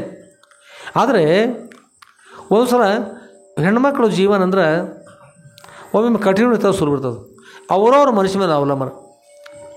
ಆಗ ಎಲ್ಲರೂ ಕುಡ್ಕೊಂಡು ಏನು ಮಾಡಿದ್ರು, ಲಕ್ಕಮ್ಮ ನಿನ್ನ ಪತಿ ದೇಹವನ್ನು ತ್ಯಾಗ ಮಾಡಿದರು, ಈಗ ನೀನು ಚಿಕ್ಕವಳಿದ್ದಿ, ಇನ್ನೂ ನಿನಗೆ ಮಕ್ಕಳು ಇಲ್ಲ, ಏನೂ ಇಲ್ಲ, ಅದಕ್ಕಾಗಿ ಲಗ್ನ ಆಗಮ್ಮ ಅಂತಕೊಂಡು ಅವ್ರ ತಾಯಿ ತಂದೆ ಬಂಧುಗಳು ಎಲ್ಲ ಕುಡ್ಕೊಂಡು ಲಗ್ನವನ್ನು ಆಗಬೇಕು, ಆಗಮ್ಮ ಎರಡನೇ ಲಗ್ನ ಆಗು ಅಂತಕೊಂಡು ಹೇಳಿ ಒತ್ತಾಯ ಮಾಡಿದ್ದಾರೆ. ಅವ್ರು ಹೇಳಿದರು, ಲಗ್ನ ಆಗೋದು ಬೇಡ, ನಾನು ಹೀಗೆ ಇರ್ತಾಯಿದ್ದೀನಿ, ತಾಯಿ ತಂದೆ ಹೇಳಿದ್ದು ಕೇಳ್ಕೊಂಡು ಕೆಲಸ ಮಾಡಿ ಗಂಡು ಮಕ್ಕಳಿದ್ದಂತೆ ಇರ್ತಾಯಿ ಅಂತ ಹೇಳಿದ್ರು. ಅಲ್ಲ ಅವರೆಲ್ಲ ಕೇಳಿದ್ರು, ಬೇಡಮ್ಮ ಲಗ್ನ ಆಗಿಬಿಡು ಅಂತ ಹೇಳಿ. ಮತ್ತು ಎಲ್ಲರೂ ಹೇಳ್ತಾರೆ ಅಂತಂದ್ರೆ ಆಗಲ್ಲ ಅಂತ ಒಪ್ಕೊಂಡ್ರು. ಒಪ್ಪಿದ ಮೇಲೆ ಲಗ್ನ ಆಯಿತು. ಕಾಗಲಗೊಂಬ ಅನ್ನೋ ಊರಿಗೆ ಕೊಟ್ರಿ. ಯಾವ್ರಿ?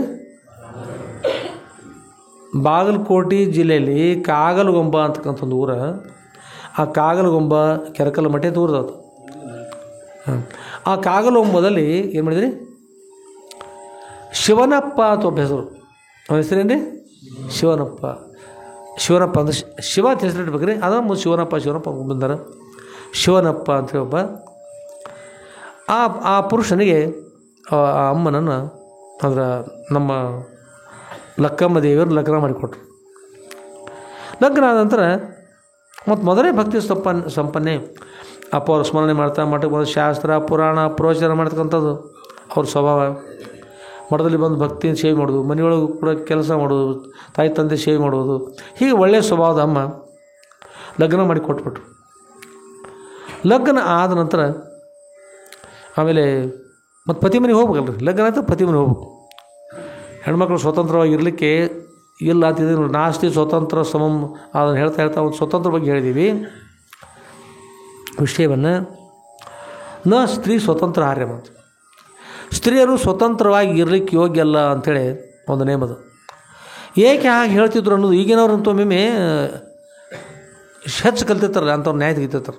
ನಾವು ಸ್ವತಂತ್ರವನ್ನು ಹರಣ ಮಾಡ್ಬೇಕಂತವ್ರು, ಹಾಗೆ ಮಾಡ್ಬೇಕಂತವ್ರು, ಹೀಗೆ ಮಾಡ್ಬೇಕಂತವ್ರು, 4 ಗೋಡೆ ಮಧ್ಯದಲ್ಲಿ ಇರ್ಬೇಕಂತ ಮಾಡ್ಯಾರ ಅಂತ ಕೆಲವೊಬ್ಬರು ನ್ಯಾಯ ತೆಗಿತಾರೆ.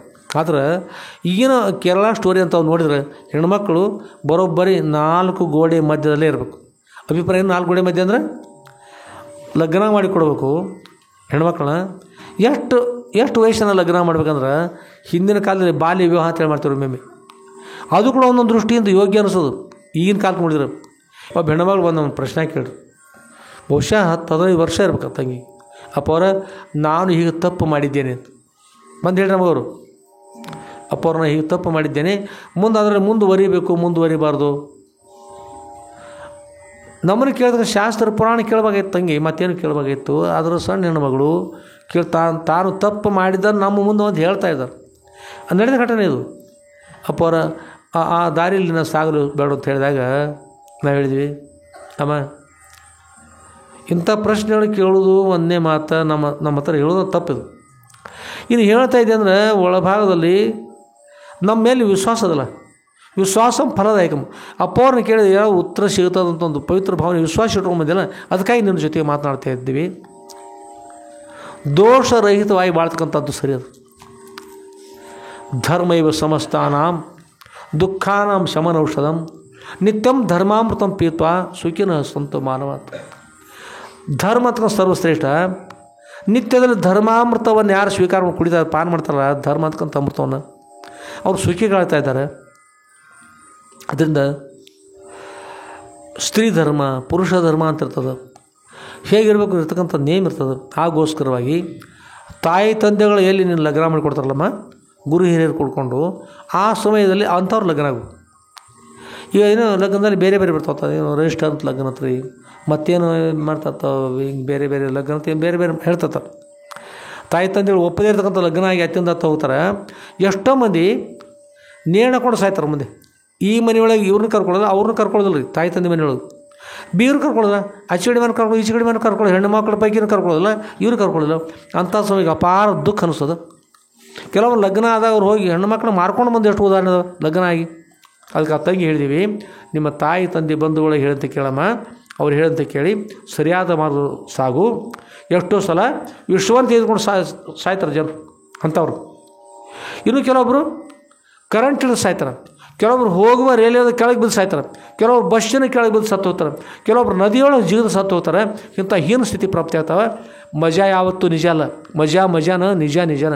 ಅದಕ್ಕಾಗಿ ತಂಗಿ ಸೀದಾ ಇವತ್ತಿನಿಂದ ಕೆಟ್ಟ ದಾರಿ ಒಳಗೆ ನಡೀತಕ್ಕಂಥ ಬಿಟ್ಟು ಗುರುಗಳಿಗೆ ಸಾಷ್ಟಾಂಗ ನಮಸ್ಕಾರ ಮಾಡಿ ಸೀದಾ ನಿಮ್ಮ ಮನೆಗೆ ಹೋಗು.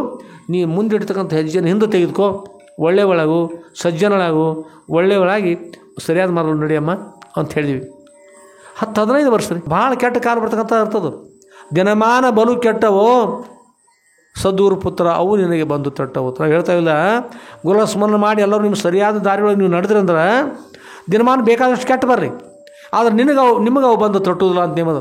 ಗುರುಗಳ ಸ್ಮರಣೆ ಮಾಡಿ ಎಲ್ಲರೂ ಕೂಡ ಹೆಣ್ಣು ಮಕ್ಕಳಲ್ಲಿ ಗಂಡು ಮಕ್ಕಳಲ್ಲಿ ನೀವು ಸರಿಯಾದ ದಾರಿಯೊಳಗೆ ನಡೀರಿ. ತಾಯಿ ತಂದೆ ಹೇಳಿದಂತೆ ಕೇಳ್ರಿ, ಅಜ್ಜಾಜಿ ಹೇಳಿದಂತೆ ಕೇಳ್ರಿ, ಶಿಕ್ಷಕರು ಹೇಳಿದಂತೆ ಕೇಳ್ರಿ. ಸರಿಯಾದ ಮಾರ್ಗಗಳು ನಡೆದ ಹೆಣ್ಮಕ್ಳಿರಲಿ ಗಂಡು ಮಕ್ಕಳಿರಲಿ ಅಪ್ಪವ್ರಿಗೆ ನಮಸ್ಕಾರ ಮಾಡಿ ದಿನಮಾನ ಬೇಕಾದಷ್ಟು ಕೆಟ್ಟರು ಗುರುಗಳ ಸಮಯ ಬಂದಾಗ ನಿಮ್ಮ ಬಂದು ರಕ್ಷಣೆ ಮಾಡ್ತಾರೋ ಸರಿಯಾಗ್ತದೆ. ಮಹಾಪೂರ್ ಬಂದಾಗ ನಂದೇಶ್ವರ ಒಂದು ಬೆಕ್ಕಿನ ಮರಿ ಸಾಯಲಿಲ್ಲ, ಮನುಷ್ಯರಲ್ಲ, ಒಂದು ಬೆಕ್ಕಿನ ಮರಿ ಸಾಯಲಿಲ್ಲ, ಮಾಡೋದು ಉಸಕ್ಕೆ ಹರ್ಕೊಂಡು ಇನ್ನೊಬ್ರು ಹೋಗಲಿಲ್ಲ, ರಕ್ಷಣೆ ಮಾಡಿದ್ರು ರೀ. ಕೊರೋನಾ ಬಂದಾಗ ಇಡೀ ಎಲ್ಲ ವಿಜ್ಞಾನಿಗಳು ಒದ್ದಾಡಿ ಹೋಗಿಬಿಟ್ರು, ಡಾಕ್ಟ್ರು ಒದ್ದಾಡಿದ್ರು, ಎಲ್ಲ ಆಯಿತು. 6-7 ಜನರು ಏನಂದ್ರಿ ಅವ್ರು ಕೊಟ್ಟಿರ್ತಕ್ಕಂಥ ಮಂತ್ರ ಅಭಿಮಂತ್ರಿಸಿದಾಗ ಗುರುಗಳ ಕರುಣಿಂದ ಎಲ್ಲರೂ ಉಳಿದ್ರು ರೀ. ಕೊರೋನಾ ಬಂದಾಗ ಉಳಿದ್ರಲ್ಲ, ಗುರುಗಳ ಅಷ್ಟು ಶಕ್ತಿ ಅದಲ್ಲ. ಆ ಗುರುಗಳಿಗೆ ಬಂದು ಸಾಷ್ಟಾಂಗ ನಮಸ್ಕಾರ ಮಾಡಿ ಭಕ್ತಿ ನಿಮ್ಮ ತಾಯಿ ತಂದೆ ಹೇಳಿದಂತ ಕೇಳಿ ಬಂದು ಅಪ್ಪ ಅವ್ರು ನಮಸ್ಕಾರ ಮಾಡಿ. ಅಂಥ ಕಠಿಣ ಸಂದರ್ಭದ ಯಮಧರ್ಮ ಬಂದು ನಿಮ್ಮ ಕೊಲೆಗೆ ಪಾಶಿಗೆ ದರ ಎಳ್ಕೊಂಡು ಹೋಗ್ಕಾರಂದ್ರೆ ಆತ ಯಮಪಾಶ ಕತ್ತರಿಸಿ ಹಾಕಿ ನಿಮ್ಗೆ ಉಳಿಸೋ ಶಕ್ತಿ ಗುರುಗಳಿಗೆ ಅದು. ಸರಿಯಾಗಿ ನಡೆದುಕೊಂಡು ಧನ್ಯರಾಗಿರಿ. ನಾವು ಹೇಳೋದು ಸ್ವಲ್ಪ ಹೆಚ್ಚು ಮುಂದೆ ಹೋಯಿತು, ಆದ್ರೆ ನಿಮ್ಮ ಉಪಯೋಗ ಆಗಲಿ ಅನ್ನೋಗೋಸ್ಕರ ಹೇಳ್ತಾ ಇದ್ದೀವಿ ರೀ. ನಿಮ್ಮ ಮೇಲೆ ಕಾಳಜಿ ಸ್ಥಳ ಇರುತ್ತೆ, ಮತ್ತೇನಿಲ್ಲ. ಆದ್ಮೇಲೆ ಸದ್ಗುರುಗಳು ಸೇರ್ತೀರಿ, ನಾವನ್ನೆಲ್ಲ ಶ್ರವಣ ಮಾಡೋಣಂತ. 11ನೇ ಅಧ್ಯಾಯ ಪ್ರಾರಂಭದ 8ನೇ ಭಾಗ ರೀ, 8ನೇ ಭಾಗ 11ನೇ ಅಧ್ಯಾಯ. ಲಕ್ಕಮ್ಮ ತಾಯಿಯನ್ನು ಎಲ್ಲಿ ಕೊಟ್ರಿ? ಕಾಗಲೊಮ್ಮ ಅಂತಕ್ಕಂಥ ಊರಿಗೆ ಲಗ್ನ ಮಾಡಿಕೊಟ್ರು. ಅವ್ರ ಪತಿ ಹೆಸರೇನು? ಶಿವನಪ್ಪ ಅಂತ ಲಗ್ನ ಮಾಡಿಕೊಟ್ರು. ಭಾಳ ಭಕ್ತಿಯಿಂದ ಇರ್ತಕ್ಕಂಥವ್ರು. ಅವರ ತಾಯಿ ತಂದೆಗಳು, ಈ ಲಕ್ಕಮ್ಮ ತಾಯಿ ತಂದೆಗಳು ಒಳ್ಳೆಯವರು. ಲಗ್ನ ಮಾಡಿಕೊಟ್ರು, ಪತಿ ಮನೆಗೆ ಹೋದರು. ಅಲ್ಲಿ ಕೂಡ ಬೆಳಗಿನ 4 ಗಂಟೆಗೆ, ಈಗಿನವ್ರಿಗೆ ಇದು ಹೊಂದೋದಿಲ್ಲ, ಹಿಂದಿನ ಅಜ್ಜಾಜಿ ಅವ್ರಿಗೆ ತಿಳಿತ ನಾವು ಹೇಳೋದು, ಬೆಳಗಿನ 3 ಗಂಟೆಗೆ ದಾಗಿನವರು ಎತ್ತುಗಳನ್ನು ಮೇಯಿಸ್ತಾಯಿದ್ರು ಗಂಡು ಮಕ್ಕಳು. ಬೆಳಗಿನ 3 ಗಂಟೆಗೆ ಹೇಳ್ತಾಯಿದ್ರು. ಬೆಳಗಿನ 3 ಗಂಟೆಗೆ ಎದ್ದು ಪದ್ಯಗಳನ್ನು ಹಾಡ್ತಾ ದೇವರು ಸ್ಮರಣೆ ಮಾಡ್ತಾ ಕೊಡ್ತಾರೆ ಹಿರಿಯರ ಬಳಗದವರು. ತಾಯಿಂದ್ರೆ ಹೆಣ್ಮಕ್ಳು ಗಿರಣಿಗಳಿರಲಿಲ್ಲ ಆಗ, ಸ್ವತಃ ಕಲ್ಲುಗಳ ಬಿಸುಗಲ್ದಿದ್ದು ಅವರು 3 ಗಂಟೆಗೆ ಎದ್ಕೊಂಡು ನಾಮಸ್ಮರಣೆ ಮಾಡ್ತಾಯಿದ್ರು. ಒಂದೊಂದು ಸಲ ಸನ್ಯಾಸಿಗಳು ಆ ಹಾಡುಗಳನ್ನ, ತಾಯಿಗಳು ಗುರುಗಳ ಬಗ್ಗೆ ಹಾಡುವನ್ನು ಹಾಡ್ತಕ್ಕಂಥದ್ದು, ತಾಯಿ ತಂದೆಗಳ ಬಗ್ಗೆ ಹಾಡ್ತಕ್ಕಂಥದ್ದು, ತಮ್ಮ ಮಕ್ಕಳ ಮೇಲೆ ಹಾಡ್ತಕ್ಕಂಥದ್ದು ಇದ್ದಾಗ ಗುರುಗಳಾಗಲಿ, ಸನ್ಯಾಸಿಗಳು ಗುರುಗಳಾಗಲಿ, ದೇವರಾಗಲಿ ಬೇಡಿದ ವರವನ್ನು ಕೊಡ್ತಾಯಿದ್ರು. ಹಾಗೆ ನಸಿಗಿನ 4 ಗಂಟೆಗೆ ಎದ್ದು ಭಕ್ತಿಯಿಂದ ಬೀಸಿ ನಾಮಸ್ಮರಣೆ ಮಾಡ್ತಾ, ಅದನ್ನು ನಾಮಸ್ಮರಣೆ ಮಾಡಿ ಅಡುಗೆಯನ್ನು ಮಾಡಿ ನಾಮಸ್ಮರಣೆ ಮಾಡಿ ಅದು ಪ್ರಸಾದ ಕೊಟ್ಬಿಟ್ರೆ ಒಬ್ಬರಿಗೆ ಕಟ್ಟಿರ್ತಕ್ಕಂಥ ಬುತ್ತಿ 100 ಮಂದಿಗೆ ಸಾಲ್ತಾಯಿತ್ತು. ಅದರೊಳಗೆ ಏನಿತ್ತು ರೀ? ಅದರೊಳಗೆ ಏನಿರ್ತಿತ್ತು? ಭಕ್ತಿ ರಸ ತುಂಬಿರ್ತಿತ್ತು, ದೇವರ ಆಶೀರ್ವಾದ ಇರ್ತಾಯಿತ್ತು. ಹೀಗಾಗಿ ಸಂತೋಷ ಇರ್ತಕ್ಕಂಥದ್ದಿತ್ತು. ಹೀಗೆ ಆಗಿರೋರು ಆಗಿನ ಕಾಲದಲ್ಲಿ ಆಗಿರ್ತು. ಮೊನ್ನೆ ಒಬ್ಬ ಹುಡುಗನ ಕೇಳಿದ್ರಿ, ತಮ್ಮ ಎಷ್ಟು ಕೇಳ್ತೀಪ್ಪ? ಅಪ್ಪರು 8ಕ್ಕೆ ಹೇಳ್ತಾನೆ ರೀ. ನೋಡಿ, ಮತ್ತೊಮ್ಮೆ ಕೇಳಿದ್ರು, ತಮ್ಮ ಒಮ್ಮೊಮ್ಮೆ ಸಮಯ ಆಗ್ಬೋದಲ್ಲ ಅಂತ. ಹ್ಞೂ ರೀ ಅಪ್ಪರು 9ಕ್ಕೆ ಹೇಳ್ತಾನೆ ರೀ. ಇದಕ್ಕಿಂತ ಹೆಚ್ಚು ಆಗ್ಬೋದು ಅನಿಸ್ತಾನೆ. ಒಮ್ಮೊಮ್ಮೆ ಒಂದೊಂದು ದಿವಸ ಇದಕ್ಕೆ ಹೆಚ್ಚು. ಹ್ಞೂ ರೀ ಅಪ್ಪರು ಎಷ್ಟಕ್ಕೆ? 10ಕ್ಕೂ ಹೇಳ್ತಾನೆ ರೀ. ಮತ್ತೊಮ್ಮೆ 11ಕ್ಕೆ ಹೇಳ್ತಾನೆ ರೀ. 12ಕ್ಕೂ ಎದ್ದಾನೆ. ಯಾವಾಗ ರೀ ಮ್ಯಾಗೂ ಆಯ್ತರಪ್ಪ? 1 ಗಂಟೆಗೆ ಎದ್ದಾನೆ ಅಪ್ಪರ. ಹಾಗೂ ಆಗೈತ್ರಿ ಅಪ್ಪರು. ಅಂದ್ರೆ ಇನ್ನು ಅದೇ ಚಿಕ್ಕ ಕೇಳಿರೋ ಅದಕ್ಕೂ ಹ್ಞೂ ಅಂತಿದ್ದು ಏನು ಮಾಡ್ತು ಗೊತ್ತಿಲ್ಲ. 1 ಗಂಟೆ ತನಕ ಕೇಳಿ ನಾವು ಅದು ಅರ್ಧ ಆಗಿ ಹೋದ್ಲ, ನಾವೇ ಬಿಟ್ಬಿಟ್ಟಿವಿ. ಅದಕ್ಕೆ ಬೆಳಗಿನ ಸಮಯದಲ್ಲಿ ಈಗಿನ ಸೊಸೆಯಂದರಿಗೆ ಹಿಂದಿನ ಅಜ್ಜ ಅಜ್ಜಿಗೆ ಹೊಂತಿನ ಕಾರಣ ಅಂದ್ರೆ, ಈಗಿನವರು ಮುಂಜಾನೆ 7 ಗಂಟೆಗೆ ಎದ್ರು ಅಂದ್ರೆ ನಸಿಗಿನ ಅವರು ಹಿರಿಯರ ಬೆಳಗ್ಗೆ 4 ಗಂಟೆಗೆ ಎದ್ದು ಅಥವಾ 3 ಗಂಟೆಗೆ ಎದ್ದು ದೇವರು ಸ್ಮರಣೆ ಮಾಡ್ತಕ್ಕಂಥರ್ತಲ್ಲ, ಅಂಥ ಸಮಯಕ್ಕೆ ಅಷ್ಟು ತೊಂದರೆ ಬರ್ತಿರ್ತವೆ. ಅದಕ್ಕಾಗಿ ಏನು ಮಾಡಬೇಕು? ಬೆಳಗಿನ ಸಮಯದಲ್ಲಿ ಯಾರು ಹೇಳ್ತಾರೆ ಮನಸ್ಸು ಪರಮ ಪವಿತ್ರತವೆ. ಪವಿತ್ರದ ಲೌಕಿಕದ ಯಾವ ಗದ್ದು ಇರೋದಿಲ್ಲ. ಅಂಥ ಸಮಯದಲ್ಲಿ ಗುರುಗಳ ಸ್ಮರಣೆ ಮಾಡ್ತಾ, ದೇವ್ರ ಸ್ಮರಣೆ ಮಾಡ್ತಾ ಅಡುಗೆ ತಯಾರು ಮಾಡಿದ್ರೆ ಅದು ಕೆಟ್ಟ ದುಶ್ಚಟಗಳಿದ್ರೆ ಸಹಿತ ಎಲ್ಲ ಬಿಟ್ಟು ಬಿಡ್ತಾರೆ. ಚಲೋ ಅಥವಾ ನಿಮ್ಮೊಳೆ ಇರ್ತದೆ, ಯಾವ ಹಿರಿಯರು ನಿಮ್ಮನ್ನು ಬೈತಲ್ಲ. ಅದಕ್ಕಾಗಿ ಬೆಳಗಿನ ಸಮಯದಲ್ಲಿ ಹೇಳಬೇಕು. ನಮ್ಮ ಲಕ್ಕಮ್ಮ ತಾಯಿ ಪತಿ ಮನೇಲಿ ಹೋದರು. ಬೆಳಗಿನ 4 ಗಂಟೆಗೆ ಎದ್ದು ಪತಿಗೆ ನಮಸ್ಕಾರ ಮಾಡಿ ಪತಿ ಪಾದ ಸೇವೆ ಮಾಡ್ತೀವಿ. ನಾವು ಕೂಡ ನಸಿಗೆ ನಮ್ಮ ಅಪ್ಪವ್ರ ಪಾದ ಸೇವೆ ಮಾಡೀವಿ. ಅದು ಮತ್ತೆ ಯಾರು ಬರ್ದು ಏನು ಹೇಳ್ತಾರೆ ಗೊತ್ತಿಲ್ಲ, ಯಾಕಂದ್ರೆ ಮಾಡಿದವ್ರು ಗೊತ್ತಿರ್ತದೆ. ಬೆಳಗಿನ 4 ಗಂಟೆಗೆ ಎದ್ಕೊಂಡು ಏನು ಮಾಡ್ತೀವಿ? ಅಪ್ಪವ್ರ ಪಾದ ಸೇವೆ ಮಾಡ್ತಾಯಿದ್ದೀವಿ. ಅಂದರೆ ಆ ತಾಯಿ ಶಿಷ್ಯರು ಗುರುಗಳ ಮೇಲೆ ಎಷ್ಟು ಪ್ರೇಮ ಇರ್ತಾರೆ, ಭಕ್ತಿ ಇರ್ತಾರೆ, ಅಷ್ಟೇ ಪತಿಯೇ ಪರದೈವ ಅಂತಕ್ಕಂಥ ಹೆಣ್ಮಕ್ಳು ಬೇಕು. ಪತಿ ಅಂತವ್ರು ಏನು ಬೇಕ್ರಿ? ಪತಿಯೇ ಪರಮೇಶ್ವರ ಅಂತ ಹೇಳ್ಕೊಂಡು ಇರಬೇಕು. ಪತಿ ಪಾದ ಸೇವೆ ಮಾಡಿ, ಆಮೇಲೆ ಪತಿಗೆ ಸ್ನಾನಕ್ಕೆ ನೀರನ್ನು ಇರಿಸಿ, ಎಲ್ಲವನ್ನು ಸ್ವಚ್ಛ ಮಾಡಿ, ಬಾಂಡೆ ಸ್ವಚ್ಛ ಮಾಡಿ, ಎಲ್ಲ ಮಾಡಿ ತಯಾರು ಮಾಡಿ ಅಂತ ಪತಿ ಅಷ್ಟರೊಳಗೆ ಪತಿಗೆ ಸ್ನಾನಕ್ಕೆ ನೀರು ಇರಿಸಿ, ಬಿಸಿ ನೀರು ತಯಾರು ಮಾಡಿ, ಅತ್ತೆ ಮಾವರಿ ನೀರು ತಯಾರು ಮಾಡಿ, ಎಲ್ಲ ಕೆಲಸ ಮಾಡಿ, ಮತ್ತು ಕೆಲಸ ಹೆಚ್ಚಾದರೂ ಕೂಡ ನಗನಗ್ತಾ ಗುರುಗಳ ಸ್ಮರಣೆ ಮಾಡ್ತಾ ಆನಂದವಾಗಿರ್ತಾಯಿದ್ರು. ಮನುಷ್ಯರೊಳಗೆ ಗುರುಗಳ ಸ್ಮರಣೆ ಮಾಡ್ತಾ, ಗುರುಗಳಿಂದ ಶಾಸ್ತ್ರ ಕೇಳ್ತಕ್ಕಂಥ ವಿಷಯವನ್ನು ಸ್ಮರಣೆ ಮಾಡ್ತಾ ಆನಂದವಾಗಿರ್ತಾಯಿದ್ರು ಲಕ್ಕಮ್ಮ ತಾಯಿ ಪತಿ ಮನೆಯೊಳಗೆ. ಹೀಗೆ ಆನಂದವಾಗಿ ಬಹುದಿನಗಳ ಪರ್ಯಂತ ನಡೆದರು. ಆಮೇಲೆ ಒಮ್ಮೊಮ್ಮೆ ಚಲೋ ಇದ್ದದ್ದು ಒಂದೊಮ್ಮೆ ತೊಂದರೆ ಇರ್ತಾವ್ರಿ. ಇವ್ರು ಚಲೋ ಮಾಡಿದ್ರು ನೋಡಿ ಕೆಲವೊಬ್ಬರು, ಅವ್ರಿಗೆ ಚಲೋ ಅನ್ಲಿಕ್ಕತ್ರಲ್ಲ. ಇನ್ನೊಬ್ಬರಿಗೆ ಚಲೋ ಅಂತಂದ್ರೆ ಒಬ್ಬರಿಗೆ ಆಗಿ ಬರೋದಿಲ್ಲ ರೀ, ಇನ್ನೊಬ್ರು ಚಲೋ ಅನ್ಬಾರ್ದು ಯಾರು.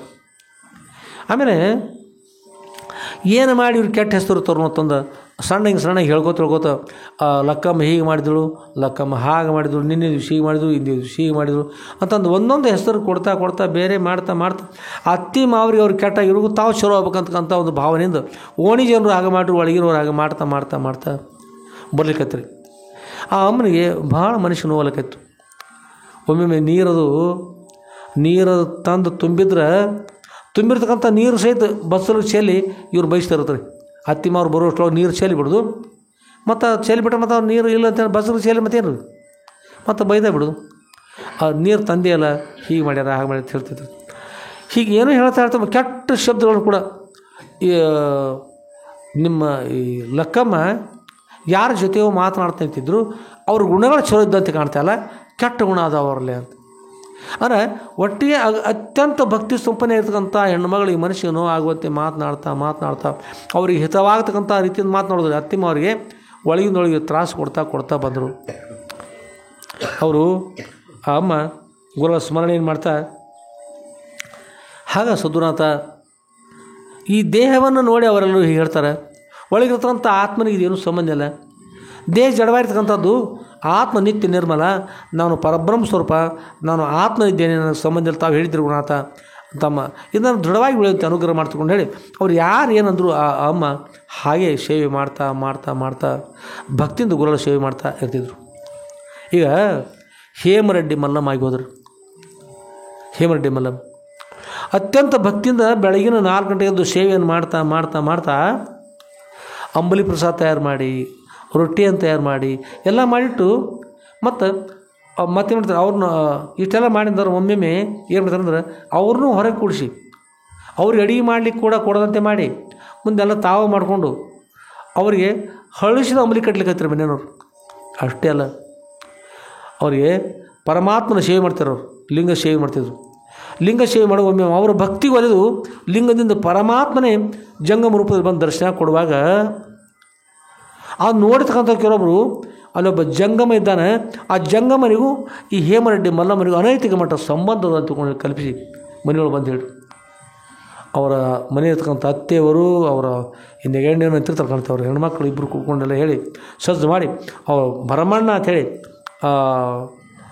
ಮಲ್ಲಮ್ಮನ ಪತಿಯವರು ಅವ್ರು ಹೇಳಿದರು, ನಿನ್ನ ಪತ್ನಿ ಸರಿ ಇಲ್ಲ, ಅಲ್ಲಿರ್ತಕ್ಕಂಥ ಜಂಗಮರ ಜೊತೆ ಅನೈತಿಕ ಮಟ್ಟ ಸಂಬಂಧ ಅಂತ ಹೇಳಿದಾಗ ಈ ಭರಮರೆಡ್ಡಿ ಹೆಗಲ ಮೇಲೆ ಒಂದು ಕೊಡಲಿ ಇಟ್ಕೊಂಡು ಹೋಗಿ ಕತ್ತರಿಸಿಬಿಡ್ತಾ ಇದ್ದೀನಿ ಅಂತೇಳಿ ಹೋಗಿ ಅವ್ರು ನೋಡ್ತಾ ಇದ್ದಾರೆ.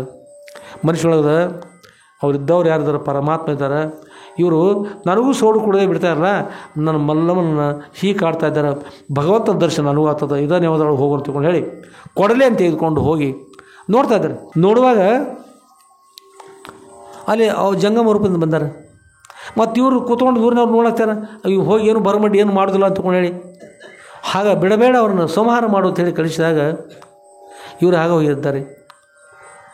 ಹೋಗಿ ಅವರು ಮಲ್ಲಿ ನೀನು ಕತ್ತರಿಸಿ ಹಾಕ್ತಾ ಇದ್ದೀರಿ, ನಿನ್ನ ದೋಷದ, ನೀನು ಪಾಪಿ ಇದ್ದೀಯ ಅಂತಕೊಂಡು ಹೇಳಿ ಅವರು ಕತ್ತರಿಸಿ ಹಾಕಲಿಕ್ಕೆ ಹೋದಾಗ ತಕ್ಷಣ ಲಿಂಗ ಒಡೆದುಕೊಂಡು ನಿಜವಾಗಿರ್ತಕ್ಕಂಥ ಪರಮಾತ್ಮ ಲಿಂಗ ಒಡೆದುಕೊಂಡು ಮೇಲ್ಭಾಗ ಬಂದು ಆಶೀರ್ವಾದ ಮಾಡಿದ್ರು. ಕೊಡಲೆ ಕತ್ತರಿಸಿ ಹೋಗಿರ್ತಕ್ಕಂಥ ಕೊಡಲೆ ಕಬ್ಬಿಣದ ಕೊಡಲೆ ಹೋಗಿ ಬಂಗಾರದ ಕೊಡೆ ಆಗ್ತದೆ ರೀ, ಮೇಲೆ ಪುಷ್ಪ ವೃಷ್ಟಿಯಾಗಿಬಿಡ್ತು. ಪರಮರೆಡ್ಡಿ ಸಾಷ್ಟಾಂಗ ನಮಸ್ಕಾರ ಮಾಡಿದ ಭಗವಂತನಿಗೆ. ಮಲ್ಲಮ್ಮ ಹೇಳಿದ, ಮಲ್ಲಮ್ಮ ನಿನ್ನ ಭಕ್ತಿ ಒಲಿದು ಭಗವಂತ ದರ್ಶನ ಕೊಟ್ಟರು, ಆ ಪಾಪಿಗಳ ಹತ್ರ ನಾವು ಒಂದು ವೇಳೆ ಅಲ್ಲೇ ಇದ್ದಿದ್ದೆ ಅಂದರೆ ಬರಲಿಕ್ಕೆ ಆಗ್ತಿರಲ್ಲ, ಅವ್ರು ಕಳಿಸಿಕೊಟ್ರಲ್ಲ, ಅವ್ರ ಕಾರಣಗೋಸ್ಕರ ನಾನು ಇಲ್ಲಿ ಬಂದೆ, ನಿನಗೋಸ್ಕರ ಹೆಂಡತಿಯಿಂದ ನಾನು ಪರಮಾತ್ಮನ ಕಂಡೆ ಅಂಥೇಳಿ ಸಂತೋಷಪಟ್ಟೆ. ಆ ಅಮ್ಮ ಮಾಡಿರ್ತಕ್ಕಂಥ ಹಳಸಿದ ಅಂಬಲಿ ಬುತ್ತಿ ತೊಗೊಂಡು ಬರುವಾಗ ಹಳಸಿದ ಅಂಬಲಿ ಪರಮಾತ್ಮ ಕುಡಿದ್ರಿ. ಎಂಥ ಅಂಬಲಿ ಕುಡಿದ್ರಿ? ಬಿಸಿ ಅಂಬಲಿ ಅಲ್ಲದು, ಹಳಸಿದ ಅಂಬಲಿಯನ್ನು ಪರಮಾತ್ಮ ಕುಡಿಬೇಕಾಗ ಆ ತಾಯಿಯಲ್ಲಿ ಎಷ್ಟೊಂದು ಭಕ್ತಿ ಇರಬೇಕಲ್ರಿ.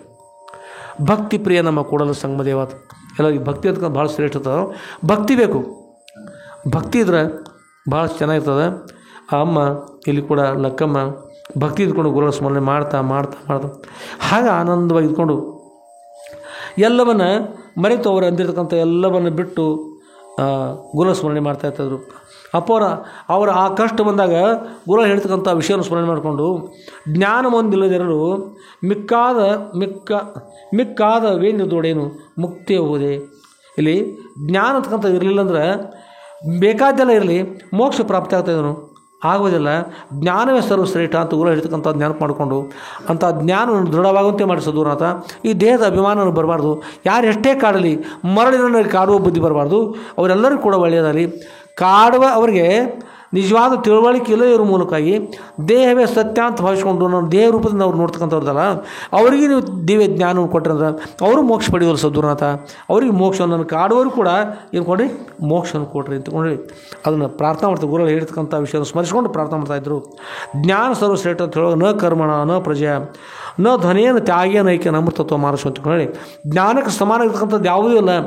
ಪ್ರಜೆಯಿಂದ ಈ ಮಕ್ಕಳಿಂದ ಮೋಕ್ಷ, ಮಕ್ಕಳಿಂದ ಕೂಡ ಮೋಕ್ಷ ಆಗೋದಿಲ್ಲ.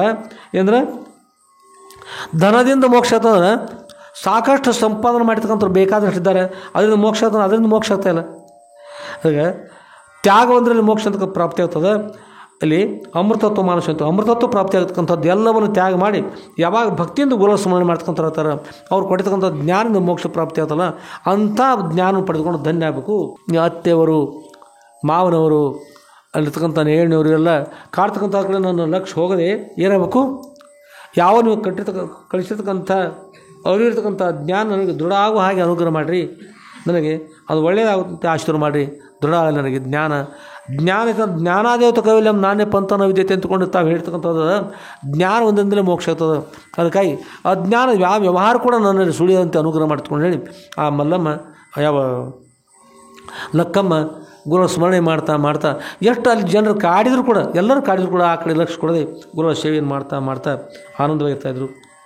ಆಗ ಕೆಲವರು ಹೊಟ್ಟೆ ಕೆಲಸ ಮಾಡುವಾಗ ಪುರಂದರದಾಸರು ಅಂತಾರೆ, ಮತ್ಸರಿಸುವವರೆಲ್ಲ ಕೂಡಿ ಮಾಡುವುದೇನು, ಅಚ್ಯುತ ನಿನ್ನಯ ಕೃಪೆ ಇರಲು ಕಿಚ್ಚಿಗೆ ಇರು ಮುತ್ತು ಹೇಳಲು ರಂಗ. ಏನು ಮತ್ಸರ ಭಾವನೆಯಿಂದ ಕೂಡಿಕೊಂಡು ಭಾಳಷ್ಟು ನಿಂದೆಯನ್ನು ಮಾಡ್ತಾಯಿದ್ರು ಕೂಡ ಭಗವಂತನ ಕೃಪೆ ಇದ್ರೆ ಈ ಸಕ್ಕರಿದ್ರೆ ಇರುವಿಗಳು ಬಂದು ತಿಂತಾವ್ರಿ, ಬೆಲ್ಲಿದ್ರೆ ಇರುವಿ ಬಂದು ಮುತ್ತವ, ಕಿಚ್ಚನ ಇರುವಿ ತಿಳಿ ಬರ್ತದೆ, ಅಗ್ನಿ ಅಂತ ತಿಳಿ ಬರ್ತದೆ. ಆ ಗುರುಗಳ ಸ್ಮರಣೆ ಮಾಡಿ ಯಾರಿರ್ತಾರೆ ಅವ್ರು ಏನು ಮಾಡ್ಲಿಕ್ಕೆ ಸಾಧ್ಯ ಇಲ್ಲ. ದೇಹವನ್ನು ನೋಡ್ತಕ್ಕಂಥ ದೇಹವನ್ನು ನೋಡಲಿ, ಸದ್ಗುರುನಾಥ ನಾನು ಒಳಗಿರ್ತಕ್ಕಂಥ ಆತ್ಮ, ನನ್ನ ಮೂಲ ಸ್ವರೂಪ ಪರಬ್ರಹ್ಮ ಸ್ವರೂಪ, ಅದು ಎಂದೂ ಮರ್ಯಾದಾಗಿ ನನಗೆ ಅನುಗ್ರಹ ಮಾಡಿರಿ ಅಂತಕೊಂಡು ಹೇಳಿ ಒಮ್ಮೆ ಕುದುರೆಗೆ ಏನಂತಂದ್ರೆ ಒಮ್ಮೆ ನನ್ನ ಮುಂದೆ ಯಾರು ಅನಿಸಿದ್ರು, ಕುದುರೆ ನಾನೇ ಸರ್ವಶ್ರೇಷ್ಠ, ನನ್ನ ಮುಂದೆ ಯಾರು ಅಂಥೇಳಿ ಕುದುರೆಗೆ ಸಂತೋಷ ಅನಿಸಿ ಕುದುರೆ ಮಾಡ್ತಂದ್ರೆ ಒಮ್ಮೆ ಜಿಗಿದಾಡಕೈತವ್ರಿ, ಭಾರಿ ಜಿಗಿದಾಡುವಾಗ ಧೂಳು ಹೇಳಕೈತ್ರಿ, ಧೂಳು ಹೇಳುವಾಗ ಅದಕ್ಕೆ ಇನ್ನೂ ಸಂತೋಷ ಅನಿಸ್ತತ್ರಿ. ಎಷ್ಟು ಧೂಳು ಹೇಳ್ಬೇಕಂದ್ರೆ ಈ ಧೂಳದನ ಈ ಧೂಳು ಹೋಗಿ ಸೂರ್ಯನ ಮೇಲೆ ಬೀಳ್ಬೇಕು, ಸೂರ್ಯನ ಕಣ್ಣೊಳಗೆ ಧೂಳು ಬೀಳಿ ಅಷ್ಟು ಕುಣಿತಾ ಇದೆ ಅಂತೇಳಿ ಸಿಕ್ಕಾಪಟ್ಟೆ ಧೂಳು ಎದ್ದು ಕುಣಿತು, ಧೂಳು ಹೇಳುವಂಗೆ ಕುಣಿತು ಕುದುರೆ ಕಾಲ ಸೋತೋದು ಎದ್ದಿರ್ತಕ್ಕಂಥ ಧೂಳು ಎದ್ರ ಮೇಲೆ ಬಿತ್ತು ಹೇಳ್ರಿ. ಕುದುರೆ ಮೇಲೆ ಧೂಳು ಬಿತ್ತು ಹೊರತಾಗಿ ಸೂರ್ಯನಿಗೆ ಹೋಗಿ ಧೂಳು ಮುಟ್ಲಿಲ್ಲ. ಅದಕ್ಕೆ ಯಾರಿಗೆ ನಿಂದೇನು ಮಾಡ್ತಕ್ಕಂತಾರಲ್ಲ, ಇನ್ನೊಬ್ರಿಗೆ ಕಾಡಬೇಕು, ತೊಂದರೆ ಮಾಡಬೇಕು, ಕಷ್ಟ ಕೊಡ್ಬೇಕಂತಾರಲ್ಲ, ಕೊನೆಗೆ ಆದರೆ ಪಾಪದ ಫಲವನ್ನು ಕೊನೆಗೆ ಅವರೇ ಅನುಭವಿಸ್ತಾರೆ ಹೊರತಾಗಿ ಕಡೆಗೆ ಯಾರೂ ಅನುಭವಿಸೋದ್ರಿ. ನಾವು ಕೆಲವೊಂದು ಸಲ ನೋಡ್ತೀವಿ, ಇನ್ನೊಬ್ಬರ ಮಕ್ಕಳು ಒಳ್ಳೆಯವರಾಗಬಾರ್ದು, ನಮ್ಮ ಮಕ್ಕಳ ಜಾಣರಾಗಲಿ ತಗೊಂಡು ಇನ್ನೊಬ್ಬರನ್ನ ಕಾಡಿ ಅವ್ರು ಶಾಲೆ ಹೋಗ್ತಕ್ಕಂಥ ಬಿಡಿಸಿರ್ತಾರೆ. ಕೆಲವರು ಅವ್ರು ನೌಕರಿ ಮಾಡಲಿಕ್ಕೆ ಅನುಕೂಲ ಆಗಬಾರ್ದು, ನಮ್ಮ ಮಕ್ಕಳಾಗಬೇಕು ಅಂತ ಹೇಳಿ ತಮ್ಮ ಮಕ್ಕಳಿಗೆ ಹಣವನ್ನು ಕೊಡ್ತಾರೆ, ಬೇಕಾದ್ದೆಲ್ಲ ಅನುಕೂಲ ಮಾಡ್ತಾರೆ. ಇನ್ನೊಬ್ಬರ ಮಕ್ಕಳು ಅಣ್ಣತಮ್ಮರ ಮಕ್ಕಳಿದ್ರು ಕೂಡ ಅವ್ರಿಗೆ ಅನುಕೂಲ ಆಗದಂತೆ ಮಾಡ್ತಿರ್ತಾರೆ. ನಾವು ನೋಡೀವಿ, ಯಾರು ಹಾಗೆ ಅವರೆಲ್ಲ ಅನುಕೂಲ ಮಾಡ್ತಕ್ಕಂಥ ಮಕ್ಕಳದಾರ ಆ ಮಕ್ಕಳು ಇವತ್ತಿಗೂ ನೌಕರಿ ಇಲ್ಲ ಹಾಗಾದ್ರೆ, ಇವತ್ತಿಗೂ ಕೂಡ ರಗಡ್ಸಲ್ಲ ನೋಡಿ. ಅದೇ ಎಷ್ಟು ಕಾಡಿಸ್ಕೊಂಡು ಕೂಡ ಇನ್ನೊಬ್ರಿಗೆ ಒಳ್ಳೆಯದು ಮಾಡ್ತಾ ಬಂದಾರೆ, ಅಷ್ಟು ಕಷ್ಟ ಅನುಭವಿಸ್ಯಾರ, ಅವ್ರಿಗೆ ಒಂದು ಉನ್ನತ ಸ್ಥಾನದಲ್ಲಿದ್ದಾರೆ ಎಷ್ಟೋ ಮಂದಿ ನಾವು ನೋಡೀವಿ. ಅದಕ್ಕೆ ನಿಮ್ಮ ಮಕ್ಕಳು ಒಳ್ಳೆಯವರ ಹತ್ಕೊಂಡು ಸ್ವಾರ್ಥ ಬುದ್ಧಿಯಿಂದ ಕೊಡ್ಕೊಂಡು ಏನಾದರೂ ನಿಮ್ಮ ಮಕ್ಕಳಿಗೆ ಎಷ್ಟೋ ಸಹಾಯ ಮಾಡಬೇಕು, ಇನ್ನೊಬ್ರಿಗೆ ಮಾಡಬಾರ್ದು ಅನ್ನೋ ಇನ್ನೊಬ್ರಿಗೆ ಮತ್ಸರ ಭಾವ ಮಾಡಿ ನಿಮ್ಮ ಮಕ್ಕಳಿಗೆ ಎಷ್ಟೋ ಏನಾದರೂ ಮಾಡ್ಲಿಕ್ಕೆ ಹೋದ್ರಿ ಅಂದ್ರೆ ಅವಶ್ಯವಾಗಿ ಅದು ನಿಮ್ಮ ಮಕ್ಕಳು ಯಾವಾಗೂ ಜಾಣ ಆಗ್ಲಿಕ್ಕೆ ಸಾಧ್ಯ ಇಲ್ಲ. ಯಾರಿಗೆ ಹೊಟ್ಟೆ ಕೆಲಸ ಮಾಡ್ತಾರೆ ಅವರು ಜಾಣ ಆಗಿ ಆಗ್ತಾರೆ. ಅದಕ್ಕಾಗಿ ಏನು ಮಾಡಿರಿ, ಎಲ್ಲರೂ ಸಮಾನ ದೃಷ್ಟಿಯಿಂದ ನೋಡಿರಿ. ಸಮಾನಶೀಲಿ ವ್ಯಸನೇಶು ಸಖ್ಯಂ ಅಂತ, ಸಮಾನ ಗುಣಗಳು ಸಮಾನಶೀಲಗಳು ಇರ್ತಾರಲ್ಲ ಅಂಥವ್ರಿಗೆ ಗೆಳೆತನ ಆಗ್ತದೆ. ನೀವು ಒಳ್ಳೆಯವ್ರಿಗೆ ಗೆಳೆತನ ಸಿಗ್ತದೆ, ಕೆಟ್ಟವ್ರಿಗೆ ಗೆಳೆತನ ಆಗ್ತದೆ. ಆದರೆ ನೀವೆಲ್ಲರೂ ಒಳ್ಳೆಯವರಾಗ್ರಿ. ಹೀಗಾಗಿ ಒಳ್ಳೆ ತಂದು ಕೊಡ್ತಕ್ಕಂಥ ಯಾವ ಲಕ್ಕಮ್ಮ ತಾಯಿ ಗುರುಗಳ ಸೇವೆಯನ್ನು ಮಾಡ್ತಾ ಆನಂದವಾಗಿ ವಾಸ ಮಾಡಿದರು. ಮತ್ತೆ ಹೇಳ್ತಾರೆ ಸದ್ಗುರುನಾಥ ಇಷ್ಟೆಲ್ಲ ಕಾಡ್ತಾ ಇದ್ದಾರೆ, ನಿಮ್ಮ ಕರುಣೆ ಇರಲಿ ಗುರುವೇ, ನಿಮ್ಮ ಕರುಣದೊಳನ್ನ ತತ್ವದ ಎರವನರಿ ನಿತ್ಯ ಸುಖಿಯಾದೆ. ತಮ್ಮ ದಿವ್ಯ ಕೃಪಾಶೀರ್ವಾದ ಮೂಲಕವಾಗಿ ಯಥಾರ್ಥವಾದ ತತ್ವದ ಎರವನ್ನು ಅರಿತುಕೊಂಡೇ ಮೊದಲು ಕಂಡಿರುವಾಗ ನೀವು ಸೇವೆಯನ್ನು ಮಾಡಿ ನಾನು ನಿತ್ಯ ಸುಖಿಯಾಗಿದ್ದೇನೆ. ಇವ್ರು ಕಾಡ್ತಕ್ಕಂಥದ್ದು ಕೇವಲ ದೇಹಕ್ಕೆ ನೋಡಿ ಅದಕ್ಕಷ್ಟೇ ಕಾಡೋ ಹೊರತಾಗಿ ನನಗೇನಾಗೋದಿಲ್ಲ. ಈ ಬಸ್ ಇರ್ತಾವೆ, ಬಸ್ ಒಂದೊಂದು ಸಲ ಸಗಣಿಗಳು ಹಾಯ್ತಾವ್ರಿ. ಸಗಣಿ ಹಾಕತ್ತರಿ, ಸಗಣಿ ಒಳಗೆ ಕೂತಾರ ಹತ್ತೈತೇವ ಬಸ್ಸಿನ ಟೈರ್ಗೆ ಹತ್ತೈತೇವ. ಅದಕ್ಕೆ ಇವ್ರು ಏನಾದರೂ ಕಾಡಿದ್ರೆ ಮಾಡಿ ದೇಹಕ್ಕೆ ಮಾಡೋ ಹೊರತಾಗಿ ಒಳಗಿರ್ತಕ್ಕಂಥ ನನಗೆ ಏನು ಮಾಡ್ಲಿಕ್ಕೆ ಸಾಧ್ಯಲ್ಲ. ನಾನು ತಾವು ಹೇಳಿದಂತೆ ನಾನು ಪರಬ್ರಹ್ಮ ಸ್ವರೂಪಿದೆ ಸದ್ಗುರುನಾಥ, ಈ ಜ್ಞಾನ ನನಗೆ ಸುಖವಾಗಿ ಮರೆಯಂತೆ ಅನುಕೂಲ ಮಾಡಿ ತಗೊಂಡು ಪ್ರಾರ್ಥನೆ ಮಾಡ್ತಾಯಿದ್ದಾರೆ. ಹೀಗೆ ಗುರು ಸ್ಮರಣೆ ಮಾಡ್ತಾ ಆನಂದವಿರ್ತಕ್ಕಂಥ ಆ ಅಮ್ಮನನ್ನು ನೋಡಿ ಗುರುಗಳಿಗೆ ಬಹಳಷ್ಟು ಕರುಣಾತ್ಮಕಂಥದ್ದು ಇರ್ತಾಯಿತ್ತು. ಗುರು ಆಶೀರ್ವಾದ ಮಾಡಿದರು. ಆಶೀರ್ವಾದ ಮೂಲಕವಾಗಿ ಏನಂತಂದ್ರೆ ಗುರು ಕೃಪಾಶೀರ್ವಾದ ಸಿಗ್ತದೆ ಸಾಕ್ತಾರೆ, ಮತ್ತೇನು ಬೇಕಾಯ್ತು. ಏನೆಲ್ಲ ಸಾಧ್ಯ ಆಯ್ತು ಗುರು ಕೃಪಾಶೀರ್ವಾದ್ರೆ. ಗುರು ಕೃಪಾಶೀರ್ವಾದ ಇರಲಿಲ್ಲ ಅಂದ್ರೆ ಏನು ಕೂಡ ಸಾಧ್ಯ ಇಲ್ಲ. ಅದನ್ನು ಗುರು ಕೃಪಾಶೀರ್ವಾದ ಅವಶ್ಯ ಬೇಕು. ಈ ವಿಷಯ ಇನ್ನೂ ಕೂಡ ನಾಳೆ ನಡೀತಾರೆ. 12ನೇ ಅಧ್ಯಾಯ ಕೂಡ ಬರ್ತದೆ. ನಾಳಿನ ಅಧ್ಯಾಯದಲ್ಲಿ ಅವರಿಗೆ ಅವರು ತಮ್ಮ ಪ್ರಾಣವನ್ನೇ ತ್ಯಾಗ ಮಾಡತಕ್ಕಂಥ ಸಮಯದಲ್ಲಿ ಸದ್ರುಳು ಅವರು ಪ್ರತ್ಯಕ್ಷ ಆಗಿ ಅಲ್ಲೇ ಎಲ್ಲಿ ಪ್ರಾಣ ತ್ಯಾಗ ಮಾಡ್ತಾರೆ ಅಪ್ಪವ್ರು ಎಲ್ಲಿದ್ದಾರೆ ಸಿಂಧೂರು ಮಾಡ್ತಾ ಇದ್ದಾರೆ. ಅವ್ರಿಗೆ ಕಾಗಲಗೊಂಬದಲ್ಲಿ ಅಲ್ಲೇ ಪ್ರತ್ಯಕ್ಷವಾಗಿ ಆಶೀರ್ವಾದ ಮಾಡ್ತಕ್ಕಂಥದ್ದು. ಅಷ್ಟೊಂದು ಭಕ್ತಿ ಅದ. ಗುರುಗಳಿಗೆ ಬೇಕಾಗಿರ್ತಕ್ಕಂಥ ದೇವ್ರಿಗೆ ಬೇಕಾಗಿರ್ತಕ್ಕಂಥ ನಿಮ್ಮ ಶ್ರೀವಂತಿಗೆ, ಬಡತನ, ಅದು ಇದು, ರಾಜ, ರಾಷ್ಟ್ರಪತಿ, ಪ್ರಧಾನಮಂತ್ರಿ ಇವೇನು ಬೇಕಾಗೋದಿಲ್ಲ ರೀ. ಅವ್ರು ಬೇಕಾದ್ರೆ ನಿಮ್ಮ ಒಳಗಿರ್ತಕ್ಕಂಥ ಭಕ್ತಿ ಒಂದೇ ಬೇಕಾದ. ಅವ್ರು ನೋಡ್ತಕ್ಕಂಥ ಭಕ್ತಿ ಒಂದೇ. ಈ ಲಕ್ಕಮ್ಮ ತಾಯಿಯ ಭಕ್ತಿ ವಿಶೇಷವಾಗಿರುವಾಗ ಸದ್ಗುರು ಕೃಪಾಶೀರ್ವಾದ ಆಗ್ತದೆ. ಅವರು ಕೃಪಾ ಆಶೀರ್ವಾದ ಮೂಲಕವಾಗಿ ಅವ್ರು ಅನುಗ್ರಹ ಮಾಡ್ತಾರೆ. ಆ ವಿಷಯ ನಾಳೆ ನೀವೆಲ್ಲ ಶ್ರವಣ ಮಾಡಿರಿ. ಅದು ಎಷ್ಟನೇ ಅಧ್ಯಾಯ ರೀ? 12ನೇ ಅಧ್ಯಾಯ ಬರ್ತದೆ. ಮತ್ತು ಇವತ್ತು 11ನೇ ಅಧ್ಯಾಯ ಅದ. ಅದಕ್ಕೆ ಎಲ್ಲರಿಗೂ ಎಲ್ಲ ಮಾಡಲಿಕ್ಕೆ ಆಗ್ತಾಯಿಲ್ಲ. ಅಂಥ ಸದ್ಗುರುಗಳ ಪ್ರಾಪ್ತಿ ಆಗಿದ್ದಾರೆ ಕೂಡ ಎಲ್ಲರಿಗೂ ಮಳೆ ಆದರೆ ಎಲ್ಲರಿಗೂ ಬೆಳೆ ಬರ್ತದೆ ರೀ? ಬರುವುದಿಲ್ಲ. ಅಂಥ ಸದ್ಗುರು ಅಂತ ಸಿಕ್ಕಾರು ಕೂಡ ನಮ್ಮ ಜನ್ಮಾಂತರ ಪುಣ್ಯ ವಿಶೇಷತೆ ಅಂದ್ರೆ ಅಷ್ಟು ಸದ್ಗುರು ಕೃಪಾಶೀರ್ವಾದ ಮಾಡಿರ್ತದೆ. ಅವ್ರಿಗೆ ಶ್ರದ್ಧಾಭಕ್ತಿ ಇರ್ತದೆ.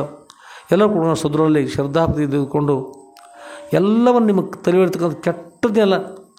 ಯಾರೋ ತಿರುಪತಿಗೆ ಹೋಗ್ಬೇಕಂದ್ರತ